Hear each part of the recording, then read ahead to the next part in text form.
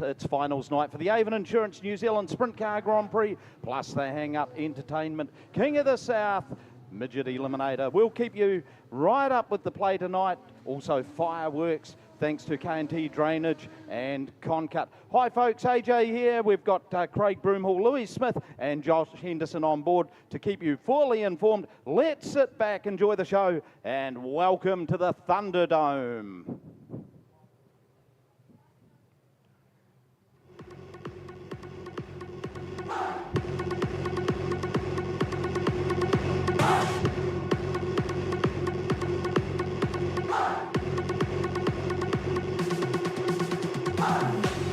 Yeah, first race of the evening, the TQs, and here's the grid positions for it. We have got the 11K car tonight being driven by Jeremy Webb, starting from grid number 1, Jaden Corkle from Nelson, and the 66 from 2. Out of grid number 3, the 91 out of Hawke's Bay of Scott McIntosh. Grid number 4, 9C, Ricky Brett. Out of grid 5, Dana Laurie. How good was Dana in last night's TQ feature? She'll start from grid 5 in the 21A car, and Maya Nicholson in the 4N machine out of Nelson out at grid 6. Rebecca Bugler in the 54 car from 7, and Montana Jameson car 17C from grid number 8. Out of 9, 99, Logan Scammell. Dusted, busted, and probably a little disgusted after he had a big crash last night, but boy, how good was he? And the 99 car will start from 9 with Regan Tyler in the 56K out of 10. From grid 11, the 97 of Cameron Soul on the outside of that row. In grid 12, 52 in Jonty Austin. Jason Graham in the 41C from 13, and Jess Morris car 47 from grid 14. The back row, the back seat of the bus, we've got the Access Man 36 of Scott Bailey and the 7 of Isabel Clark. 10 laps of distance, the first TQ race of the evening. Welcome on board, folks. Beautiful sunny Christchurch autumnal evening, and we are going to get wild and woolly tonight, and we're going to kick it off with the TQs. Their first race of the evening. Let's turn them loose. And two old adversaries on the front row, immediately getting stuck into each other. Jeremy Webb driving the Royden Crawford car, grinding to a halt down there after a little bit of contact. Wondered if it'd take him long to adapt to that machine. Of course, outside of him was Jaden Corkle in the 66N car.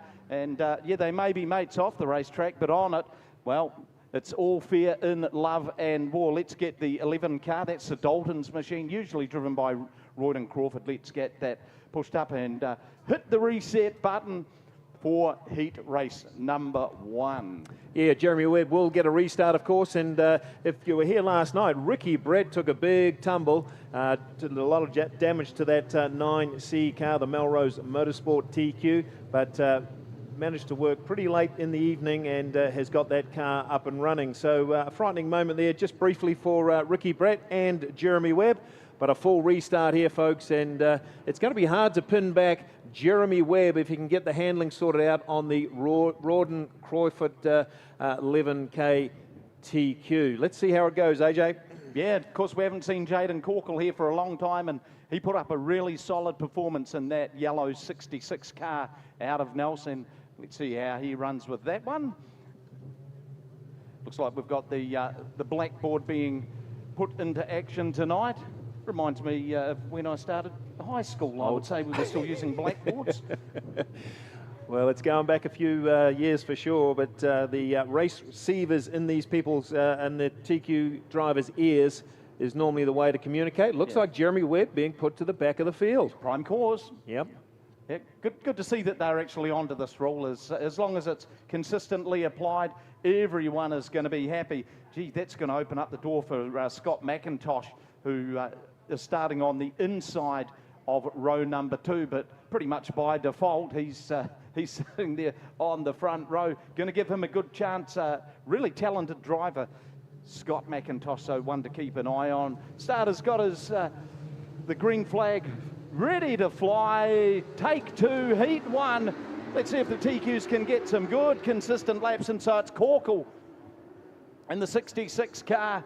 Got a good start down the back straight they go. Ricky Brett, former New Zealand TQ champion, former sidecar racer as well, sitting there in that second spot. Then we go back to McIntosh, and behind McIntosh, the 4-car, Maya Nicholson. Maya's really impressed us with the performances here this weekend. And Corkle worked his way through the traffic in last night's feature to finish right near the pointy part of it. Really talented driver. Went AWOL from the scene for a while. Good to see him back here at Ruapuna.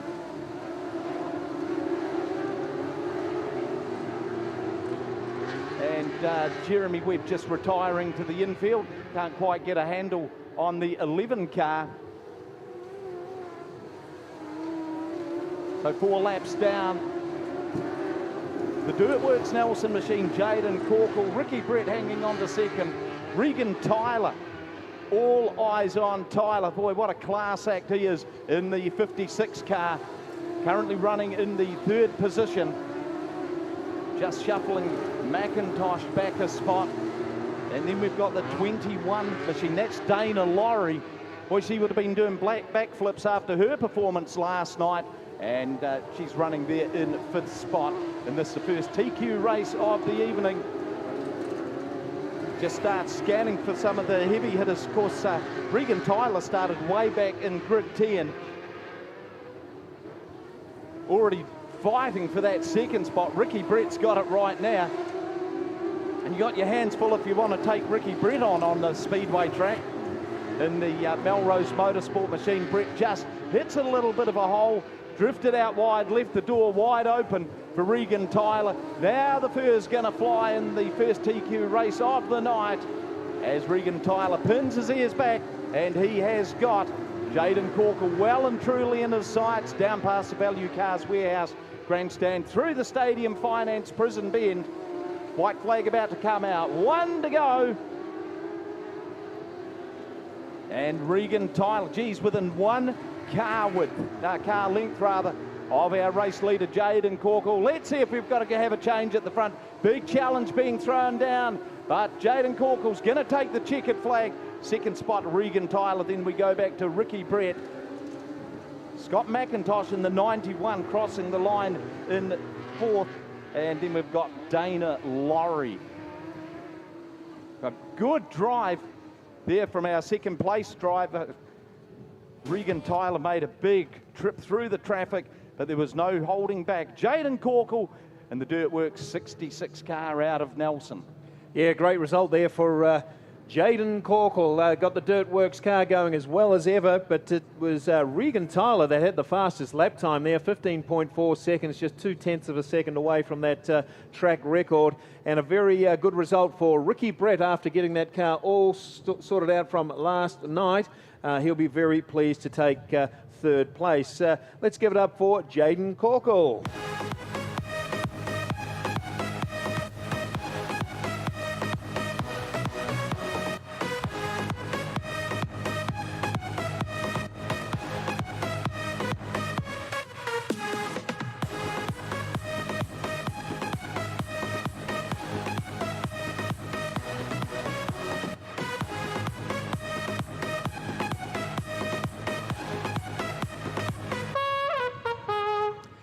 Hot laps to shake the cars down. Then we'll grid up.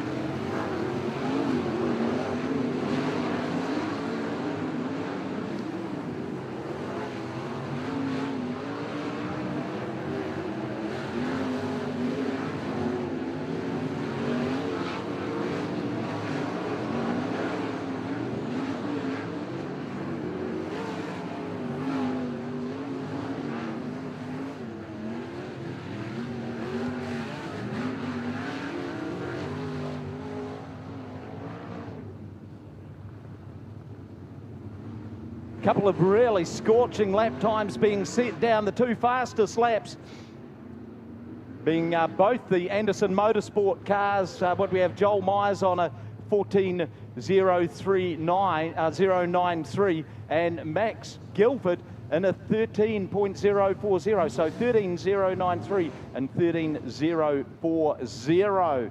Could be a big night for Daniel Anderson Motorsport out of Tiana. Such a great supporter of sprint car racing.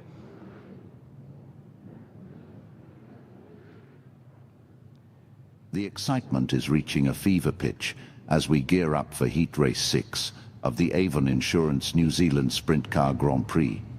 These drivers have been training tirelessly for this moment, and now it's time to put their skills to the test. So buckle up and get ready for a heart-pounding display of sprint car racing.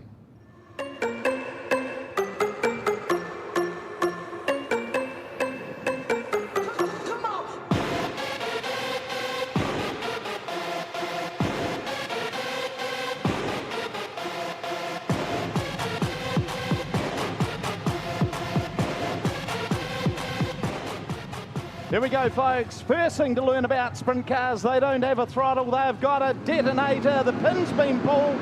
Let's send him away. Jamie McDonald, the Haikoki car. The beginning of his last rodeo. He retires after the speed week. And McDonald, oh, one up and over. That is Max Guilford. Went across the face of the Matt Honeywell car. Defied gravity. And over she went. Yeah, disappointing start there for Max Guilford. He's been consistently the fastest sprint car here over the last two nights, including that fast lap shakedown just a moment ago. And that car got a little bit of airtime there, and the 46C car will be a little worse for wear there. So hopefully Max is all okay in that car, and possibly he can get it all stitched up for some racing a little later in the evening. Yeah, he certainly adds something to the field, doesn't he? A few eyes will be on Brad Mosen, New Zealand midget car champion. Of course, it's like chalk and cheese going from midgets to sprint cars. He did have a run in them here a long time ago. It would have been the early 2000s. He filled the seat of the Dodge Ram-sponsored machine, and he's always wanted to do this. So another of the great supporters of sprint car racing in the South Island, Duff Motorsport, putting Brad into that machine. Yeah, that was a great effort by Duff Motorsport, of course, having to put a new engine in that car. As you said before, AJ, a bit of assistance from Caleb Bourne's racing team. So Max Guilford pushed to the inside, a disappointing moment for him. He'd certainly be looking to take out the Avon Insurance Sprint Car Grand Prix tonight. For those that follow Max, he's off to America in a couple of weeks. And despite us mentioning he'd sold his car, in fact, he's got his car all packed up and racing 6 months in the States. So watch out for his Facebook account, or certainly his YouTube account, and you'll be able to follow Max Guilford traveling around America racing 410 sprint cars. Well, one of the good things about this time of the year is that the sun packs up and disappears pretty darn soon. I'd say we've probably got about another 30 odd minutes. Those shadows starting to get a little bit longer. Last night's racetrack, man, did it have some moisture stuck in it when they ripped it up after last night's show. Yeah, but what a great day to watch Speedway at the Racecourse Hotel and Motor Lodge, Ruapuna Speedway. Good to see a good crowd in, basking in the sunshine and enjoying the sprint cars as they're about to tear up the track a second time. Joel Myers Jr. will want to get past these two front runners pretty quickly, but of course there is a former Grand Prix winner in Matt Honeywell, and the 71 Haikoki car, which is about to take off. AJ. Yeah, here we go. Let's have another go at getting this one away. Green flag's gonna fly. Oh boy, big move here from Joel Myers Jr. But what about Jamie Larson in the 3NZ car? Making some big moves. But it's Jamie McDonald leading the way. Joel Myers Jr. in second. Then we go back to Christian Hermanson. Tucked in nicely behind him, but with that front wing all askew is the 64 of Matt Honeywell. That will not be helping the handling of that machine. And hard up behind Honeywell is the 3NZ of Jamie Larson. McDonald, boy, he's been such a dirt track warrior and an amazing supporter of Speedway right up and down the country, but particularly down here at Ruapuna, looking sharp in the high Koki car at the front of the field, being chased down by a driver probably half his age, if not more, and that is Joel Myers Jr. in the Ranch Bar and Grill Suck It Up car. So it's McDonald, Myers and Hermanson leading the way. Larson's moved up into fourth, and we go back to Honeywell, Taylor, Levisage, Forsey and Brad Mosen.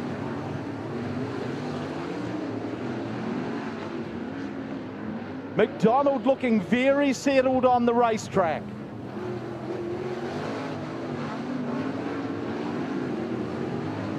Myers trying hard, just cannot bridge that gap. Hermanson maybe just starting to make inroads into the advantage that Myers held over him. So Christian Hermanson, first time sprint car racing down here at Ruapuna, former standout in the mini sprint division up in the North Island, as was Jamie Larson, who's sitting there in fourth spot. And a lot of people are talking big about Christian Hermanson. Laps counting down, 3 to go for Jamie McDonald. Myers still hanging on to that second spot. Hermanson just fallen back slightly now. That may well be giving Larson a little bit of a sniff at an extra point in those vital heat race points. White flag about to fly.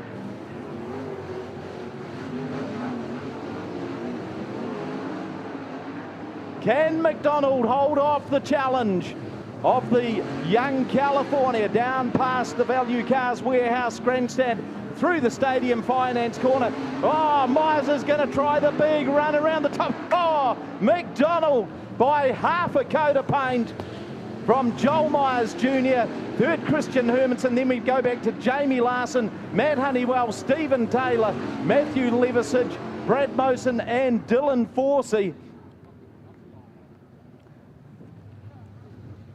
Wow, what a last gasp challenge from Joel Myers Jr. But J-Mac brings it home to take out the sprint car heat race in the high Koki machine.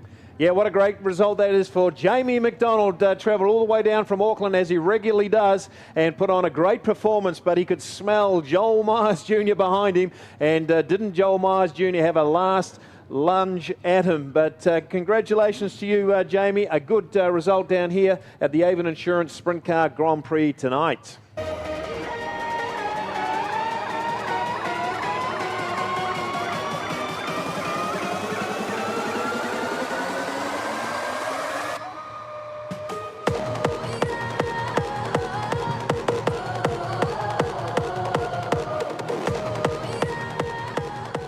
Well, Louise, that was a great result by Jamie McDonald. Well deserved, that high Koki sprint car, travelling as well as ever. Jamie sitting on fifth going into points tonight. Obviously a heat win there, really important for you guys. Yeah, it was definitely important to turn that grid one into a heat race win, and yeah, delighted to do that in the high Koki machine. Track's a little different tonight, a little slicker, which is going to be quite different with the car setup, but having a great time down here as always. Congratulations, Jamie McDonald, picking up a heat race win here tonight on night 2 of the Avon Insurance Sprint Car Grand Prix. Alec Inslee from Auckland, young 17-year-old, and what a great showing he put on. But what a race once Travis Buckley, Aaron Hodgson and Jack Lowe, and then later Brad Mosen started running the high line, and they were high, wide and really handsome up there on a pretty...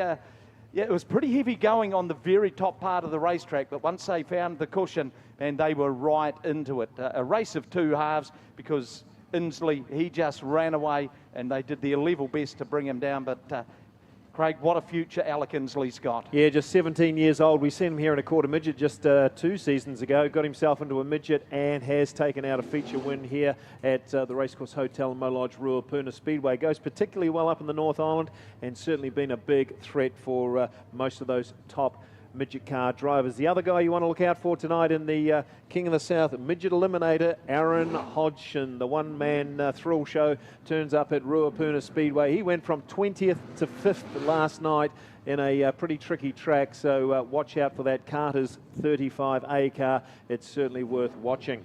Yeah, grid positions for the second sprint car heat race of the evening. Former New Zealand sprint car champion out of Te Awamutu. It is Daniel Thomas in the 55K car. Caleb Bourne in the 95C will start from 2.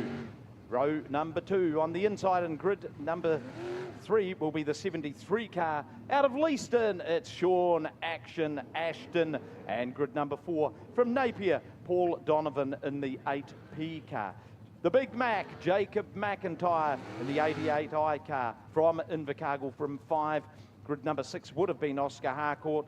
Grid number 7, another one of the young lions of sprint car racing in New Zealand, the Fairview Rodney machine, number 47A of Zach Sockhole. And grid number 8, one of Christchurch's favourite Speedway sons, the Duff Man in the 19C car. Out of grid number 9, the 4 USA, that's the Dalton's car of Jonathan Allard.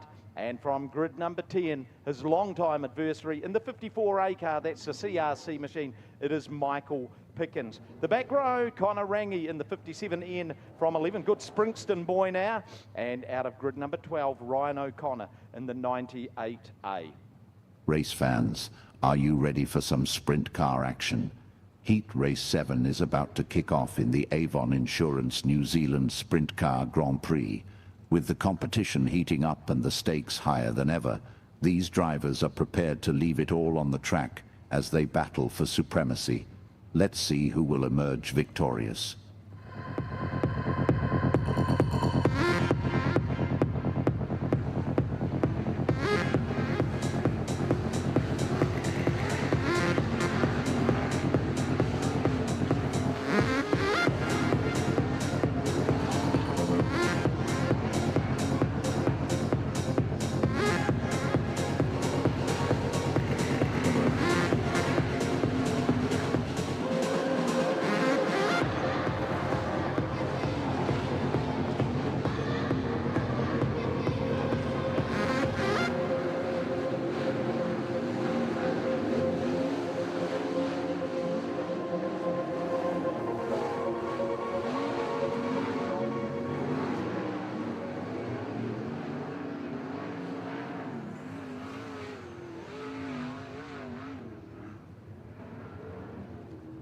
Well, there you go, folks. A couple of hot laps there for our sprint cars, and Jonathan Allard getting ever so close to busting that 13-second barrier, 13.03 seconds in hot laps. He was quickest by at least 4/10 of a second, and the next best time being Daniel Thomas and Jamie Duff. Just a indication of how quick these cars can go, and this track is actually holding together quite well, AJ, given that 13 seconds has almost been busted a couple of times. Yeah, and once the sun goes down, the moisture's going to actually be absorbed into it, and yeah, it's looking darn fine, isn't it? Those shadows, they just cannot creep right across the stadium quick enough. So lots to watch out here, folks, and of course we've got our ex-New Zealand champion Michael Pickens just sitting there in the 54C CRC car. He's been a crowd favourite for many, many years.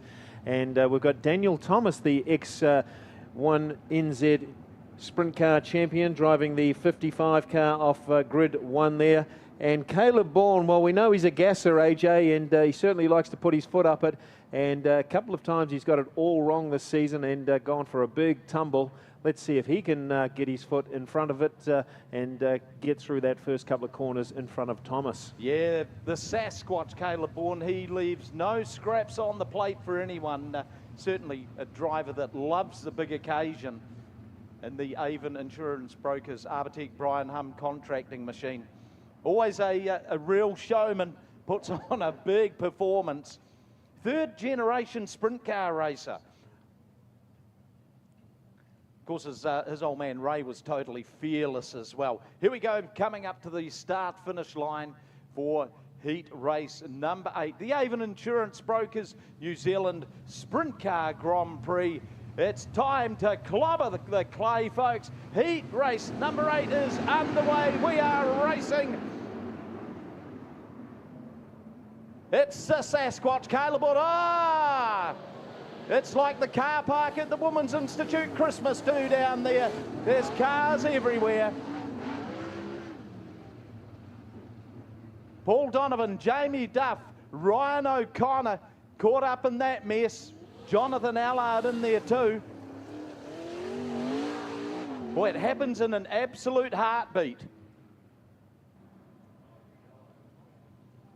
Yeah, didn't quite catch that one, AJ, myself, but certainly a fair bit of carnage going on, and Jonathan Allard desperately trying to keep that 4 USA car going. He knows that if he gets stopped, he's got a chance of going towards the back. So good to see Jonathan Allard emerging out of that. Looks like it's, is it Ryan O'Connor? Yeah. Ryan O'Connor got that car all sideways there. And as you said, Paul Donovan and Jamie Duff involved with that incident as well. Certainly high stakes tonight, folks. The Avon Insurance Sprint Car Grand Prix is officially the second biggest title in the country. Of course, the New Zealand Championship being number 1. And they've got the Sprint Car Gold Cup coming up next Saturday as well, which really does compete against the Sprint Car Grand Prix. So good to see Paul Donovan getting a push off there. It looks like Ryan O'Connor should be okay. And the Duff man, well, hopefully he can get a push off, and we'll get this race all started again. Sean Action Ashton to the infield. Yeah, flat left rear tyre. Okay. Yes, so much at stake over the whole week's race. A total now exceeding $115,000 in prize money being paid out across the program in these 4 race nights. Pretty much unheard of in New Zealand. And what most people don't realise is we're an amateur sport. We're not professionals, and for a young club to get that sort of prize money, even if I say so myself, it's actually quite a big effort. And the drivers have come down to race for that $100,000, and we've got 4 good nights of racing here at the Racecourse Hotel and Motor Lodge, Ruapuna Speedway. Looks like it's take 2 time, AJ. Yeah, the field just starting to develop. A few gaps in there. Ashton out, and of course Oscar Harcourt, a non-starter in this one. He would have been out of grid number 6. So Paul Donovan, the Donovan Motorsport number 8 entry. Gee, he's made numerous trips down here to Ruapuna through the years. Loves the travel. So Donovan occupying row number 2 by himself, and the Big Mac, Jacob McIntyre, in row 3 by himself. So it'd be very hard for them to judge it. Let's see how we get going. The sprint car second heat race of the evening gets underway. Thomas makes a big challenge. Gets around the top side, so it is Daniel Thomas leading the way. Caleb Bourne in second, then we go back to McIntyre. Donovan sitting in behind McIntyre. Here comes Jonathan Allard in the 4 machine. Boy, that car is just stuck to the racetrack. Glided his way around the bottom of the corners. So Allard is on the prowl. He was the top point scorer after last night's heat race action. Daniel Thomas, he is going to take some pinning back. Very talented driver. Also won a South Island Sprint Car Championship a number of seasons ago, driving for Nelson's Freeman Motorsport team. So it's Thomas, Bourne, and then Jonathan Allard, McIntyre. Jamie Duff, the Duff man, starts winding up the 19C car. Big challenge from him on McIntyre. Can the Duff man move forward a little?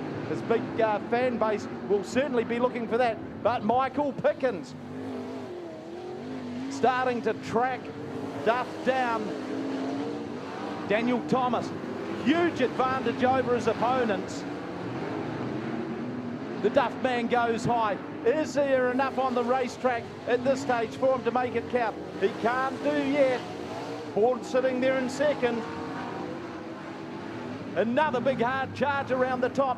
Ryan O'Connor's ground to a halt in front of the Stadium Finance Hospitality area. Yeah, lots going on here, AJ. Of course, Ryan O'Connor, his car comes to an end, and it looks like Caleb Bourne's got some issues going on with his car. Looks like potentially oil leak, but who knows? But this track getting very tricky up wide. Doesn't appear to be much grip there at all. And the inside pole line is providing all the grip in the world. Daniel Thomas, what a great start for him. 13.64 seconds, lapping pretty nicely. And it looks like the best of the rest would be Jonathan Allard, really trying to put a move on Caleb Bourne. And the racing is looking pretty intense so far. Yeah, if they can get some moisture into that top side, it's going to give us a really nice wide racetrack for later in the evening. So Daniel Thomas, how smooth is this guy? He's very much the smooth operator. Yeah, he loves the track here. Of course, he won his New Zealand title here just a year or so ago, and he's got good memories of the Ruapuna Speedway track for sure. Caleb Bourne hanging on to that second spot in the Avon Insurance Brokers machine.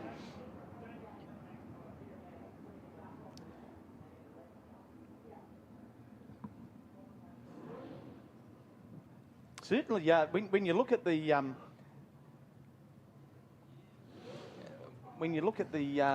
lap scoring, Jonathan Allard was in second spot, but maybe the pass was made after the yellow came on. Yeah, Jonathan arguing the toss there, but he's not going to win this one. Caleb Bourne's got second position.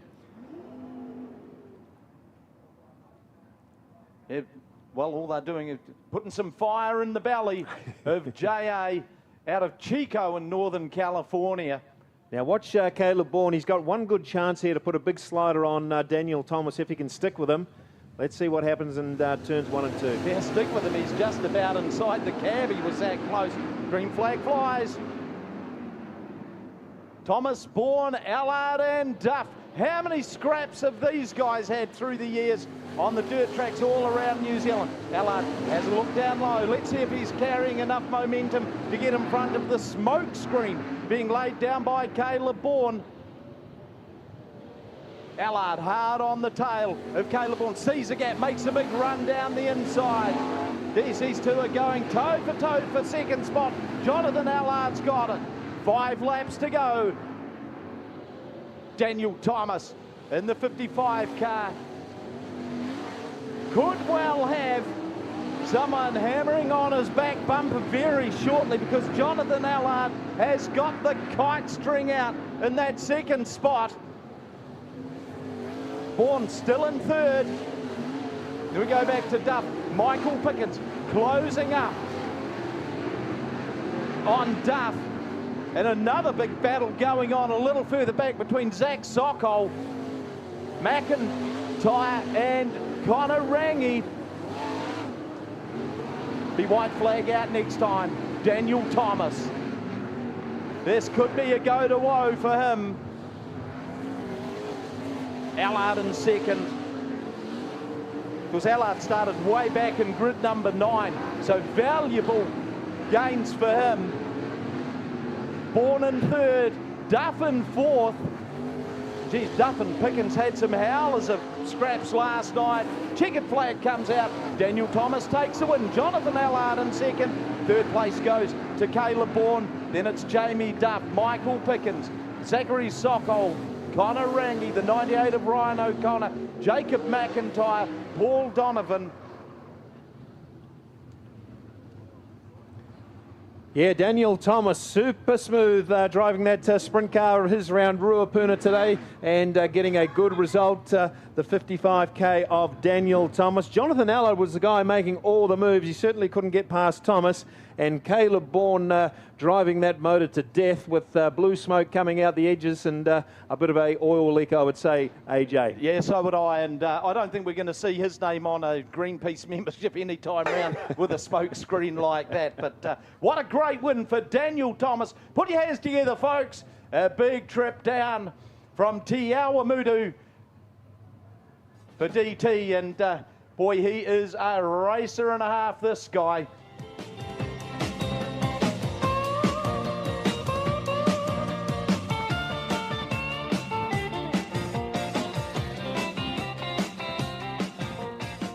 Well, Louise, we're very used to seeing Daniel Thomas in victory lane, and I'm sure he'll be very pleased with that heat win.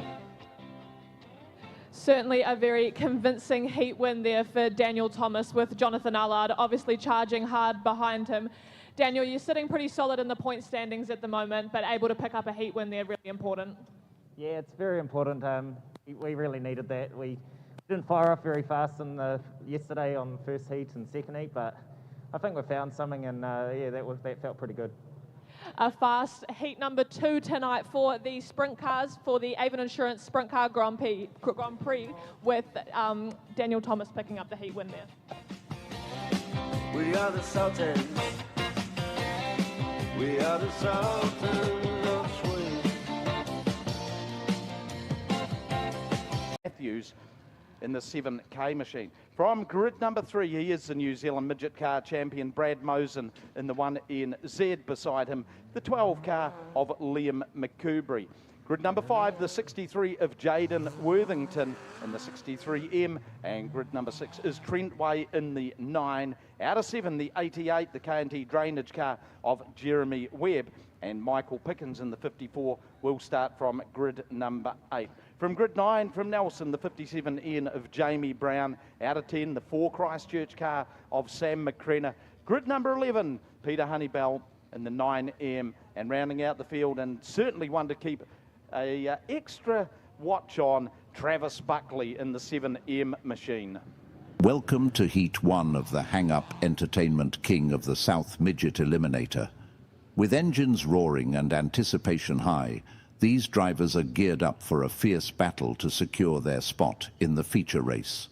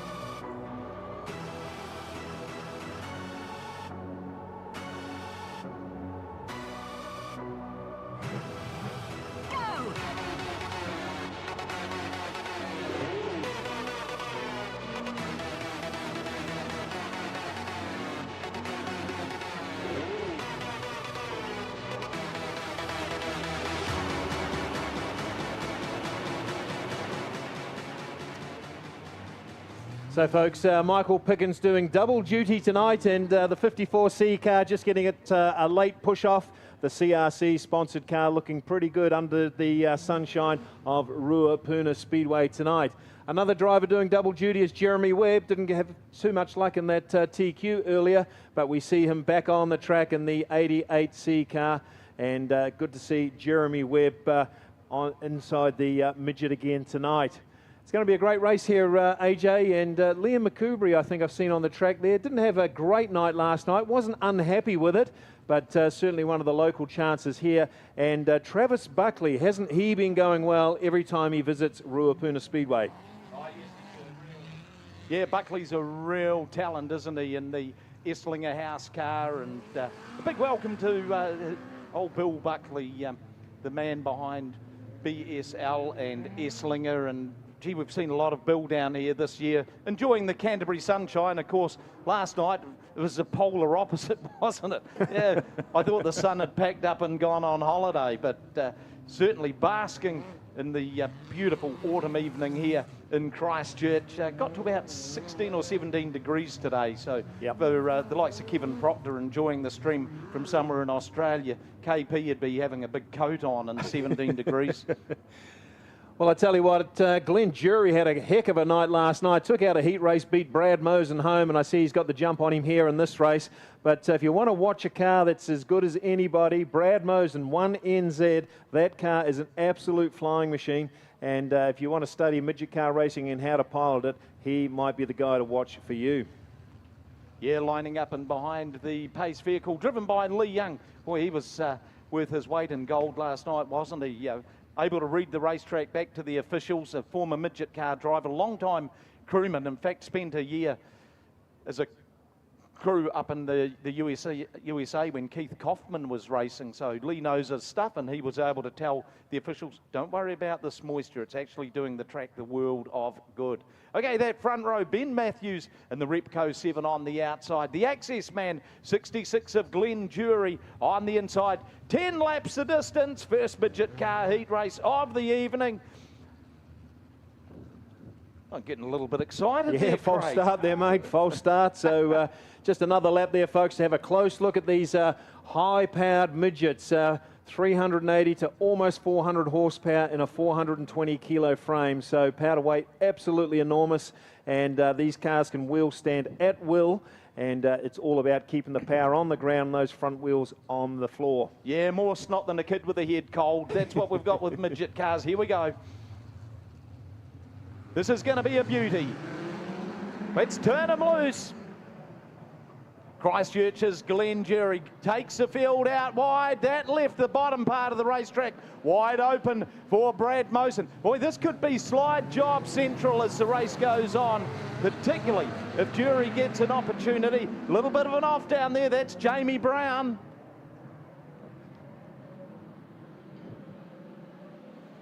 So it's Brad Mosen. Well, he has been the dominant force in midget car racing in New Zealand this summer in the Greenway machine. Jury in second, then we go back to Worthington in third. Worthington drifts out a little bit wide. One around, that's McCoubrey. Just as Jeremy Webb made the pass on Worthington. Yeah, Liam McCoubrey, very unusual for him to turn a car around, but he certainly lost a lot of traction there. The car went sideways and he finds himself facing the field the wrong way. How good is that car of Brad Mosen's at the moment? Just watch it glide into those corners. The setup is absolutely perfect. And it's a tricky track out there, AJ. It's a little dry, slick on the outsides. Probably a mid-track has got most of the grip at the moment. And it's an absolute masterclass as Brad Mosen takes that one NZ midget car around Ruapuna Speedway. Yeah, I'm sure our track crew will keep giving it some little frequent top-ups. Always tough when you've got the full sun on half the track and not on the other half. But we all know that it'll reap rewards. One thing that is very interesting, when you look at the seating position of Brad Mosen, man, he is right up over the wheel, whereas the likes of Glenn Jury and Jeremy Webb, you know, guys that we're looking further back through the field, sort of sitting further back from the wheel, but it's almost like a NASCAR style stance, or reminds me a lot of Rico Abreu, but Rico had to be right up next to the steering wheel. But Brad Mosen, he is right up close to the action. Yeah, well, that Greenway racing team have put a lot of effort into this car, and Brad's always very grateful for their setups, and I know what he means because he just drives the car. The boys are working pretty hard to get it exactly right, and certainly Wayne Green would be very pleased with the outcome of that one NZ midget car. Glenn Jury, can he put one of his famous slide jobs on Brad Mosen in the first corner? Let's see how it plays out. Yeah, all eyes on the back where there's some big heavy hitters there too. Green flag flies. 8 laps to go. First midget car heat race. Jaden Worthington in the 63 had a sneaky wee look down there under Glenn Jury. So Jury currently sitting in second spot. Here comes Jeremy Webb in the 88 car, the K&T drainage machine. That's going to just push Jury a little off the racing line. Big dockyard brawl going on there. The 4th and 5th between McCoubrey and Worthington. So it's Brad Mosen, Jeremy Webb. Jury just went out a little bit wide. McCoubrey, like a thief in the night, grabs the 3rd spot. McCoubrey drifts out wide. Jury senses an opportunity, couldn't make that one stick. But look who's starting to come very close to the action behind Worthington. We've got Trent Way and the 54 of Michael Pickens. Travis Buckley starting to come into the frame as well, but running out of laps, just 4 to go. First midget car heat race of the evening here at the Racecourse Hotel and Motor Lodge, Ruapuna Speedway. And Brad Mosen is running away and hiding from them. Got a big advantage over Webb. It's blown out to 2.5 seconds. McCoubrey looking solid in third, Jury in fourth, Michael Pickens currently in sixth, just wanting to notch it up a little.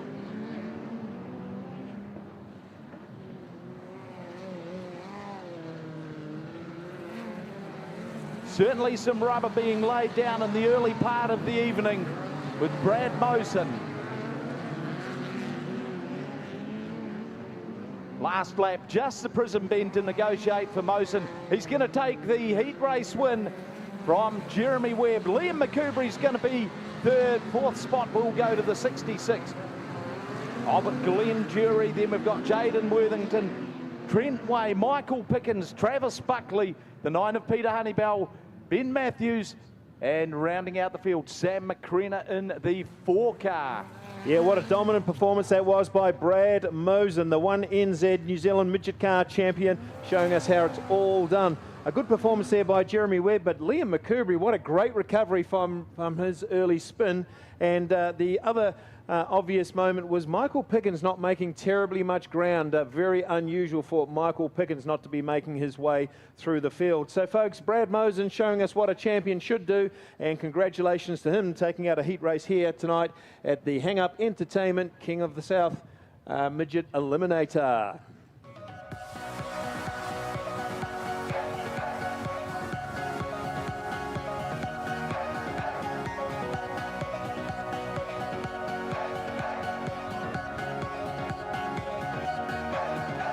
Start from grid number 1. Mitch made a darn good fist of it last he did. night too, Yep. didn't he? Yep. Yeah. Carlos Stone in the 73 from 2. Out of grid 3, Hardcore Hodgson. Aaron Hodgson in the 35M from 3. And Jay Chadwick in the 98 from grid number 4. From grid number 5 in the 21N car, but hailing from Dunedin is Nathan Wilkie. And what a performance last night from Ben Smith in the 67C car. He'd been out of Speedway for a couple of years, possibly at least. Yep. Rocks along last night in his midget car. That's a K&T fabrication machine, and he put up a whale of a performance. So he's got Kieran Harris helping out, and you know that's a real bonus. So how good to see Ben Smith back in Speedway action. Morgan McHugh in the 24A from grid number 7, and Ben Morgan in the 45 out of grid 8. From grid 9, Scott Miller in the 5 car out of 10. Last night's midget car feature race winner in the Yale machine, that is Alec Inslee. Out of grid 11, the 3NZ of Mitch Fabish, and the very back seat of the bus is occupied by Jack Lowe in the City South Van Spears 54 car. Yeah, Jack Lowe went particularly well last night. We've got a midget dash coming up later on, which was supposed to be run last night. Jack Lowe has drawn 1 on that midget dash a little later on. So let's see if we can get the 54C, the City South Van Spears driver home in the midget dash. Talking with Mitchell Hill about Tom Lumsden's car, he says he could not believe how much horsepower that car had. Anytime he wanted to take a gap, it was there. And he's just fallen in love with that car. He certainly wants to get one himself next year, he said. So let's see how Mitch Hill goes in the Tom Lumsden car. A very generous motorsport team giving that car to Jamie Duff last year and Mitchell Hill this year, as Tom carries a workplace injury around at the moment. But plenty to look out for here, folks. We've talked about a number of drivers. Mitch Fabish is another driver you want to look at, the orange number 3 NZ. He's certainly one capable of taking out this midget eliminator tonight. And Hardcore Hodgson gets it all stalled in turns 2. But if you want to watch someone exciting, you watch that 35 Carter's car. It will absolutely be hauling in this heat race. And despite him having a whoopsie over there, he is not scared of anything. Get ready for Heat 2 of the Hang Up Entertainment King of the South, Midget Eliminator. As the engines rev, expect an adrenaline-fueled showdown as drivers aim to outmaneuver their rivals and advance to the feature race.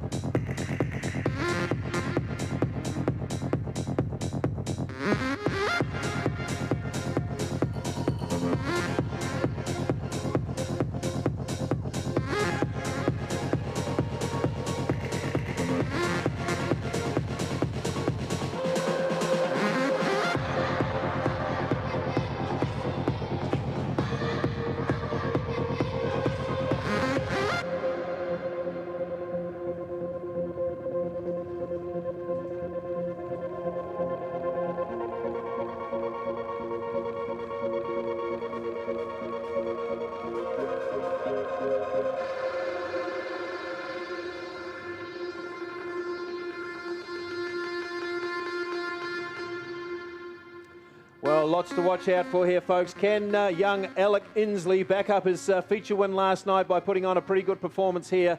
The 71 Yale-sponsored yellow and black midget. Let's see how he goes, as well as Hardcore Hodgson. Here we go, we're in the hands of the starter, that front row. Mitch Hill in the 9, Carlos Stone in the 73. Stone got the jump.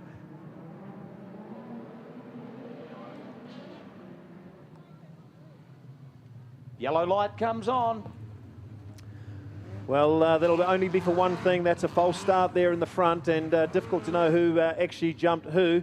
But Mitchell Hill with that hang-up entertainment 9C car, he's got a real chance of securing a good position in this race. That car is as fast as anything, and as Mitchell has said, it's as fast as he's prepared to put his foot down. And let's see how that goes in take 2. Yeah, another talent-packed field. Let's see how Jack Lowe and Mitch Fabish go from the back of the field, because boy, they will want to prove a point or two. Green flag flies again. Carlos Stone, good start in the 73 machine. Jay Chadwick burst into that second spot. Here comes Aaron Hodgson in the Carter Tyres 35 car. So it's Stone, Chadwick, and then Hodgson. Mitchell Hill more than happy to get up there close and personal with Aaron Hodgson in the hang-up entertainment 9 car. But Carlos Stone looking very settled in that I-vent machine, heading them around. Heat race number 2 for the midgets. Stone's cooked the Coomera. Jack Lowe turns it around on a dime. Oh boy. Well, it just shows you how tricky this track is, AJ. Carlos Stone turning it around by himself, leading out a heat race tonight. And Jack Lowe, well, difficult to know what was going on for Jack. He tried to protect that car by actually turning it sideways, and I think it just hit the Nerf bar, to be honest. So sort of quite good for Jack Lowe to do that. I'm sure he'll get a restart, and as will Carlos Stone, but of course he will be off the back. Just watching that restart, Mitch Hill a little bit tentative. He was being pinged for being the false start perpetrator in the original start. So Mitch Hill having to make his way through the field, but we can see that car's got plenty of horsepower, taking on Aaron Hodgson. Very few people get past him on a racetrack. Yeah, Mitch Hill, she's a Kiwi effort, that car, the Terminator chassis, put together by Mike Robbins up there in the New Plymouth area. But the XB4 is a Kiwi creation by Angus McLeod, who a long-time speedway racer, one of the few who's actually registered feature race wins here at Ruapuna in midgets, TQs, modified sprints and sprint cars before he went back up to the North Island. And Angry Angus, the man behind the XB4. There's some very clever Kiwis in motorsport, isn't there? Absolutely, and I'm just watching Carlos Stone, absolutely filthy with himself. Looks like that car may have done some other damage to turn that car around, and he'll return to the safety of the concrete compound. Jack Lowe not able to get a restart, a frustrating moment for the City South Van Spears driver, and that's reduced the field by 2 competitors, AJ. Yeah, it has.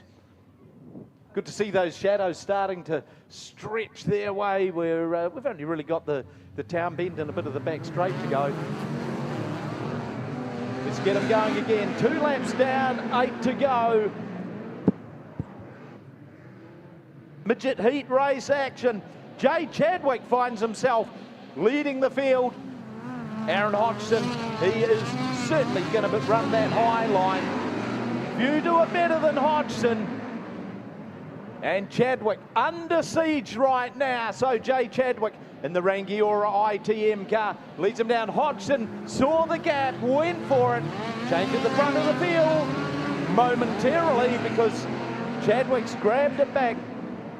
Hodgson doesn't mind doing the extra metres, that's for sure. So Jay Chadwick looking very settled at the front. Hodgson's going to come back and have another crack at it. Mitchell Hill sitting there in third.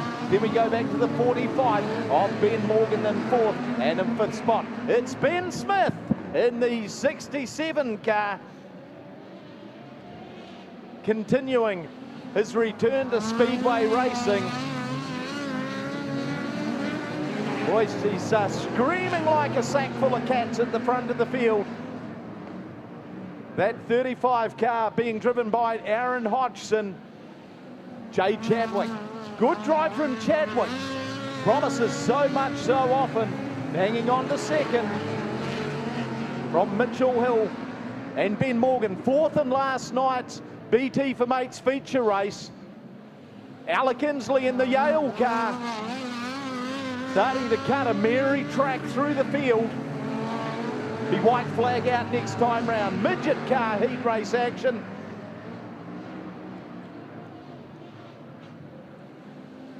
And Aaron Hodgson, he is throwing down the gauntlet to his opponents. What a fine drive from him. Jay Chadwick. Boy, his team will be stoked if he can bring that machine home in second. Hodgson takes the win. Jay Chadwick in second. Big lunge for the line for third. And Mitchell Hill's going to take it by about a car length from Alec Inslee in the 71. Then we go back to Ben Morgan, Ben Smith. The 24 of Morgan McHugh. The 3 of Mitch Fabish, 21 Nathan Wilkie and Scott Miller. Well, there you go, folks. The one-man excitement machine of Aaron Hodgson, the 35A car from Auckland, the Carter's-sponsored car, putting on a pretty good performance there to make his way around Jay Chadwick. And Mitchell Hill holding on quite nicely for third there from the fast-finishing Alec Inslee. Some pretty good performances there on a dry, slick track. And let's give it up for Aaron Hodgson.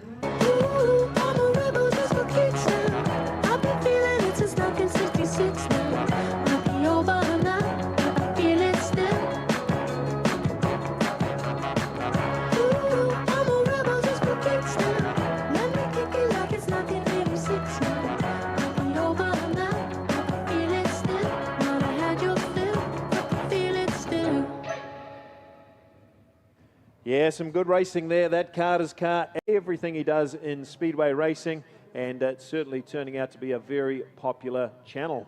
Common theme nowadays, Craig, with speedway drivers on YouTube. We've seen it with Tyler Warnock, and we also see it with the likes of Peter Honeybell as well. So very much a common theme, and it's great to see the insights of what it's like to be a speedway racer. And if you're interested in that kind of stuff, definitely go check their channels out, because it is a great absolute atmosphere and insight in their videos. Yeah, quite different when you get a onboard shot with these TQs screaming around the track. What looks like a pretty easy discipline to all of us from the outside. My goodness, you get 2 feet off the ground and these things screaming down the straight. You've certainly got to be precise and direct with what you're doing.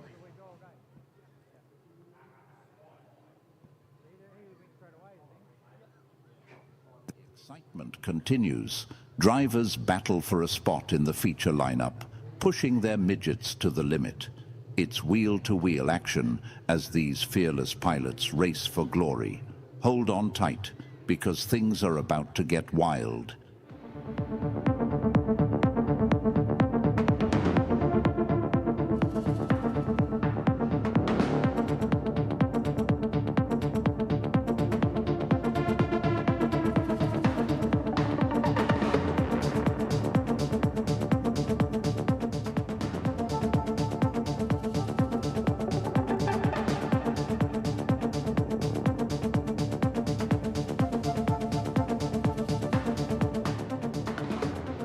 Well, of course, the theme for Speed Week is Welcome to Thunderdome. So plenty of effects going on, and it really is a bit like a cauldron here, isn't it, Josh, with these cars tearing around the stadium. and certainly the racing's been right up to scratch over the last couple of nights. Absolutely, Craig. It's been an awesome couple of nights here at Ruapuna Speedway. We've still got half of this one and another 2 to go. And grid draws for the TQs. Here we go. 7C, Isabel Clark on the front row alongside her, Tyler Warnock. That's a pretty dark horse front row there. And then behind them, Jess Morris, Marty Knight, the Southbridge sausage stuffer lining up into the 4th spot.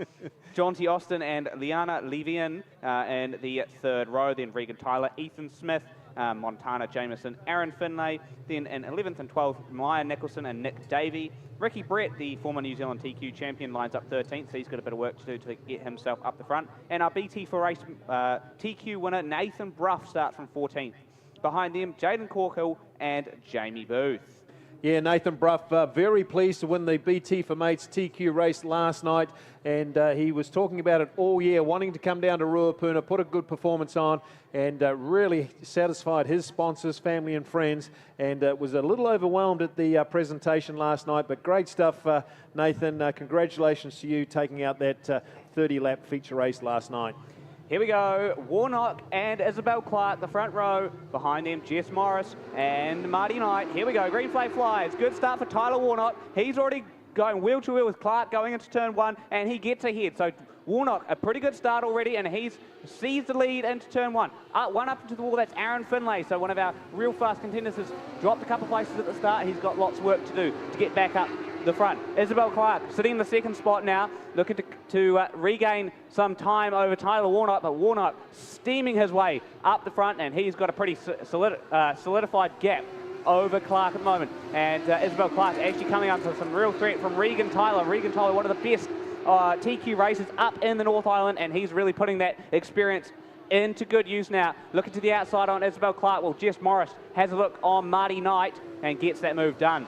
And as does Tyler. So Regan Tyler now to 2nd. This could be a bit of an interesting battle. Tyler Warner versus Regan Tyler. The last name and first name's kind of swapped around there, but this could be some remarkable battles going on if Regan Tyler is able to catch up to the Wannadig 33C car. Let's keep your eye on those front 2. As the battles rage on, the midfield, Montana Jameson, John T. Austin, and that is the 8 of, I believe, Nick Davey. So Nick Davey's got up a couple of places at the start, and he's having a good duke with John T. Austin and Montana Jameson. Meanwhile, at the front, it's still a solid gap between Tyler and Tyler Warnock. So that's going to get a bit confusing later on tonight, but Regan Tyler putting in a pretty good performance, holding his own over Tyler Warnock at the moment, looking to get back past for the lead here. Meanwhile, Ricky Brett, he's moved up into the 3rd spot with 4 laps to go, so Ricky Brett could be a bit of a threat going on in these latter stages. Meanwhile, Jess Morris now looking to close up the gap to the 7C of Isabel Clark. Here goes, fight for the lead. We've got one around. That is John T. Austin, and looks like Jaden Corker involved in that as well. This could change everything in this heat race. Yeah, John T. Austin getting it all wrong there over in turns 2. And he's got that car up and running, but it's not looking too good there, Josh. I'm not sure if it's going to travel very well. But I think that came at a pretty good time for Tyler Warnock. It was Regan Tyler really putting the acid on Tyler Warnock, and it'll also be quite good for Ricky Brett as he'll get a bit closer to these 2 leaders with just 4 laps to go. So a pretty exciting heat race here. Tyler Warnock in the Wannadig sponsored TQ. Can he hold out the very fast finishing Regan Tyler and Ricky Brett?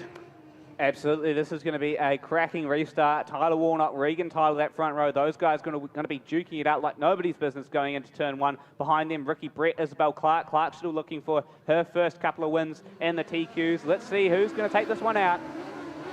And it's a good start from Regan Tyler. Tyler already on the inside of Warnock. Can he make the move stick? No. Warnock shuts the door.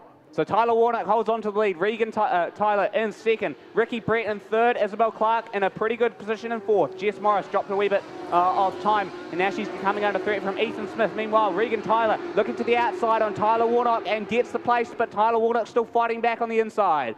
Had to concede there, had a bit of a rut, and lost a bit of the rear end there. And Tyler Warnock holding on, but we've got one around, I believe, or a bit of debris, it looks, as we go under yellow with 3 laps to go. Well, how good is that Regan Tyler? That car is quick, isn't it? You don't often go past Tyler Warnock like that. And Regan Tyler certainly showing his domination of TQ racing here at Ruapuna tonight. And Tyler Warnock won't be happy with that at all. Ricky Brett sniffing a chance now to make a placing as well. And Isabel Clark going very well for her 4th position right now. Absolutely. Jess Morris, Ethan Smith, those two, another good pairing behind in the 3rd row. So keep your eye on that. A bit of a 3-wide action going on. We'd love to see that as everyone files their way through. So Ethan Smith, keep your eye on the 91C car. He was rampant last night, made his way from pretty much the back of the grid all the way up to the top 5. Could be very much a dark horse pick for this heat race win if he can get by the front 4 cars. So Jess Morris arguing the toss here. Not sure if they're going to let him go, folks, but here we go. Good start by Regan Tyler. Slingshots the outside line, and he's going to be, looks like we're not going. So it looks like he did go, and we may have either gone yellow or we've gone green and gone yellow for a jump start. All right, they'll get one warning here, folks. If the same culprit happens to do that again, they will be put to the back of the field. So let's assume it's one of those front runners there. They're going to have to be pretty careful on this restart. And Marty Knight launching a bit of an inside move there onto Jess Morris before we got going again. So he's looking to make things work for him. The 98 car of Marty Knight. All the way down from Southbridge, the Canterbury waterproofing car. He's been racing TQs for a good wee while, and he's one to watch as this race goes on. Montana Jameson on his outside as well. Those two could be quite some serious contenders for the feature race later on tonight. So Tyler Warnock, Regan Tyler, that front row. Those two will be duking it out as they have been for the past 7 laps. Let's see if they can hold on to it. Through 3 and 4, start us off again. And green flag flies. Good start for Tyler Warnock this time round, but Regan Tyler gets that better run on the outside line. Warnock sends it in on the inside. Can he make the move stick? 3 wide in the middle. Tyler Warnock gets the lead back, but Regan Tyler still finding him on the outside. Here comes Ricky Brett. So this could be a 3-wide battle for the lead pretty easily here, but Regan Tyler secures the lead already. So door shut and clear for Regan Tyler. He's clear. Now here comes Ricky Brett on the inside of Tyler Warnock. Oh, we've gone yellow again. We got 2 around, 1 up and over. It's Aaron Finlay, and I believe that is our winner from last night, Nathan Bruff. Yeah, we're all watching that action in the front, and of course the back runners have got it all wrong. Nathan, disappointing moment for him getting it upside down. Didn't quite see it, unfortunately, there, Josh, but he will not be happy with that outcome. Just watching how quick that Regan Tyler machine is. Man, oh man, he really had to stick it in there, didn't he, and go the outside way around Tyler Warnock. So certainly kept his foot right in the bucket, and this kid from Auckland has got all the pace in the world. You have to say this plays right into Tyler Warnock's hands. He's done restarts at Ruapuna Speedway countless times here, so this could be right in his ballpark if he can get the restarts right this time. Yeah, just while we've got a moment here, folks, we've got the BT for Mates race series going around with a hat tonight. If you can spare a little bit of change, some of our very good midget car drivers will be just seeing if you can donate a few bucks towards the BT Race for Mates and mental health awareness. If it's for you, great. Thanks very much. Don't feel obligated to do it, but you may get a chance to see some of these top midget car drivers with their helmets, and they'll just flag them if you're interested in donating a few bucks, and we'll see if we can collect a few dollars for the Mental Health Association. So back to the racing here, Josh, and pretty impressed by what's going on in the front there. Ricky Brett and Isabel Clark are just looking at the 2 front runners duking it out, and they'll be ready to pick up the pieces if anyone makes a mistake. Yeah, I have to say, really impressed with Isabel Clark, really holding her own amongst some of the best in the business, and Ricky Brett, Tyler Warnock, Regan Tyler, and even Ethan Smith behind her. So, of course, Isabel's first season in TQs, ran quarter midgets for quite a number of years, and she put some really good efforts in. So let's see what these guys are able to do. Once again, going into turn 3 and 4 to start us off. No, maybe not. Yep. And are we going green? Oh, cat and mouse, Yeah. Now that's tricky because that was a very, very slow pace. The referees don't encourage that. They'll be speaking on the earpieces there. They'll have to pick up a quicker pace than that. And we know why that's happening. Some of the cars are geared slightly lower than others. They'll get away quickly in the straight, but won't have as much top-end speed. So what's going on here? Yeah, that's 46C, Jamie Booth going around, so not 100% sure what he's doing. And Ethan Smith to the infield, Aaron Finlay to the infield, so what's going on here? All right, we'll try and get some information here, folks, but this is looking like the race has been called. Yes, checkered flag flies. So Regan Tyler takes out the TQ race tonight. Behind him, Tyler Warnock, Ricky Brett, Isabel Clark, Ethan Smith, the top 5. So the official word here, folks, is the referees told them to increase the pace.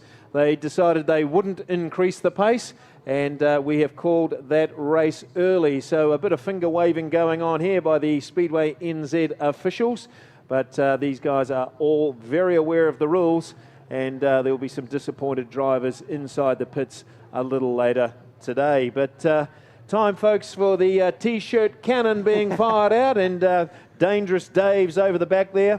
He's going to biff out a few of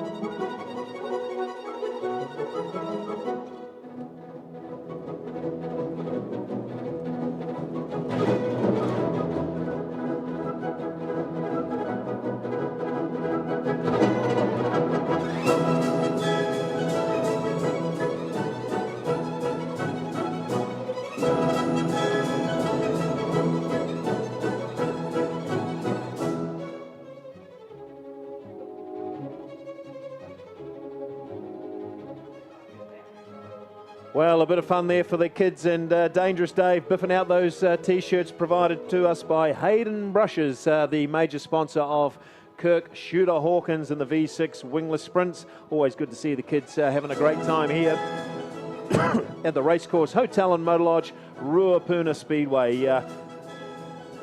Orientated towards kids' fun here at the track. If you haven't been here before, plenty of lolly scrambles coming out a little bit later on. T-shirt cannons and plenty of free giveaways if you got to the fan. And we look forward to seeing who's going to take that one out. And we're missing one notable. We'll get to that to you very shortly. Ladies and gentlemen, welcome to modified sprint racing. Witness the roar of engines as these speedsters tear up the track with breathtaking agility. Strap yourselves in for an adrenaline-fueled experience as drivers push boundaries in pursuit of victory. Get ready to feel the rush.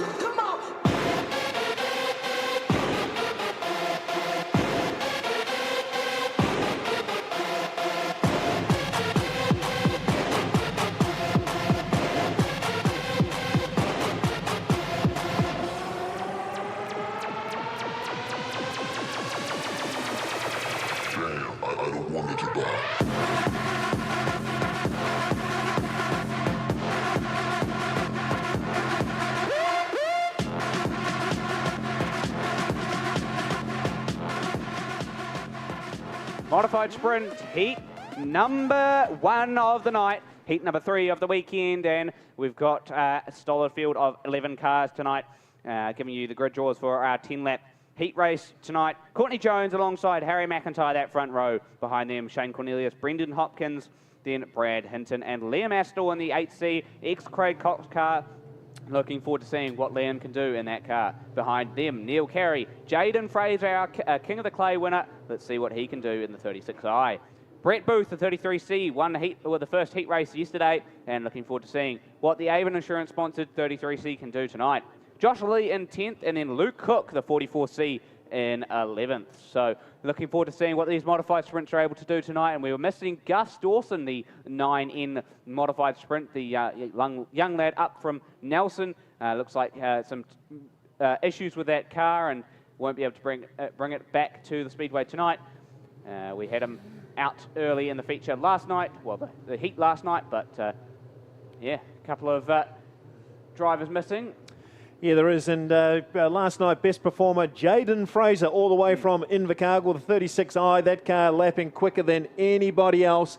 So if you'd like to follow a car, 36i, that's the black, red and white machine, about grid 8 by the looks of things there, and he's certainly a flyer.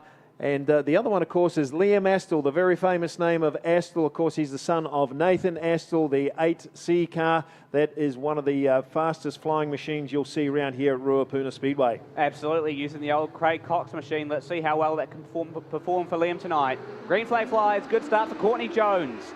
Harry McIntyre on her outside. And, oh, what a power move to the outside by Harry McIntyre. Takes the lead and steals it away immediately over Jones. Behind Jones is Brendan Hopkins in the 94C, and what a move from the inside. Liam Astle jumps up another place, and he is now on the charge for second place. Brad Hinton and Brendan Hopkins having a great duel through the midfield there. Jaden Fraser not too far back from them. Here comes Astle on the inside of Jones, now to the outside. Jones blocks him off.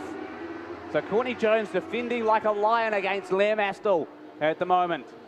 Astle trying to get to grips with that former Craig Cox winning machine, the most dominant car this season at Ruapuna Speedway. We'll see if he can get to grips with it and catch up to the 47C of Harry McIntyre. McIntyre looking for back-to-back heat wins, won heat race number 2 last night, stole it away from the 36i of Fraser, and now he's looking for another one, all on his own, lonesome at the front. Courtney Jones really putting the aggressors on Liam Astle and holding her own. The 8C really trying to find a way around, but every way he goes, he is basically dropped in by the 11C modified sprint. 5 laps to go here for Harry McIntyre, and 5 more times around this track for Liam Astle to get by the 11C. Let's see if he can do it. Through 3 and 4 to tick off another lap. He's dropped a couple of tenths over Jones that last lap. He's closing up through the corners a wee bit, but the corner exits, Courtney Jones has him solidified. Jaden Fraser starting to catch up to these two now as well. So this could be interesting with Fraser in the mix. Let's see if he can catch up to contend for the second place. Harry McIntyre running away with this completely over Jones, Astle and Fraser. Out of turn 3 and 4 to make it 2 laps to go. He's coming up on a couple of lap cars, getting around the 77C of Josh Lilly and the 94C of Brendan Hopkins. And Astle finally made his move around the outside of Courtney Jones, and now charging to try and catch up to Harry McIntyre. White flag one more time around for Harry McIntyre. Behind him, Liam Astle charging his way through the field, now looking to solidify a second place. Don't think he's going to get there for the win. Out of 3 and 4 for the final time. McIntyre takes the checkered flag, wins heat race number 1 of the night, heat race number 3 of the weekend for the modified sprints. Astle in second, then it's going to be Courtney Jones, a valiant effort from her to hold on to the 3rd spot, and Jaden Fraser in 4th. Following him is Brett Booth, rounding out our top 5. Yeah, what a great result that was for Harry McIntyre, but the hard charging award, Liam Astle, 14.50, the fastest lap there by 0.2 of a second. He'll be very pleased with the performance of that car and probably justifies the high price they paid for it. A fantastic result there for Astle. Courtney Jones did hold on to 3rd. She was under pressure by Astle for many, many laps. But let's not take it away from Harry McIntyre, taking out a race of the modified sprints here at the Racecourse Hotel and Motor Lodge, Ruapuna Speedway tonight.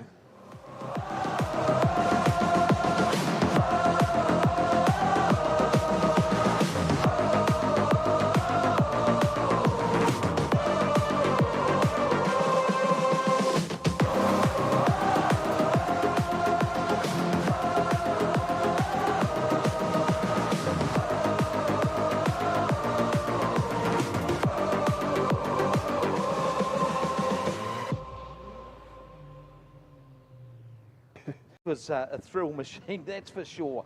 Okay, grid positions. The 98A of Ryan O'Connor will start from grid number 1. Christchurch's Dylan Forsey in the 17 car out of grid number 2. Michael Pickens in the 54 from 3, and beside him the 3NZ of Jamie Larson in grid 4. Jamie Duff in the 19 from grid 5, and Christian Hermanson in the 99 from grid number 6. We will scratch Oscar Harcourt, who would have started from grid 7, and in fact that row is totally obliterated with the withdrawal of Max Guilford. So the next row we've got Paul Donovan in the 8P, Jamie McDonald in the 71A, and rounding out the field, starting from the back position, the 95 car of Caleb Bourne. The moment we've all been waiting for is finally here. Heat Race 9 is about to kick off in the Avon Insurance New Zealand Sprint Car Grand Prix, and the competition has never been fiercer. With the championship on the line, these drivers are ready to push themselves to the limit in pursuit of sprint car glory. Let's get ready to rumble.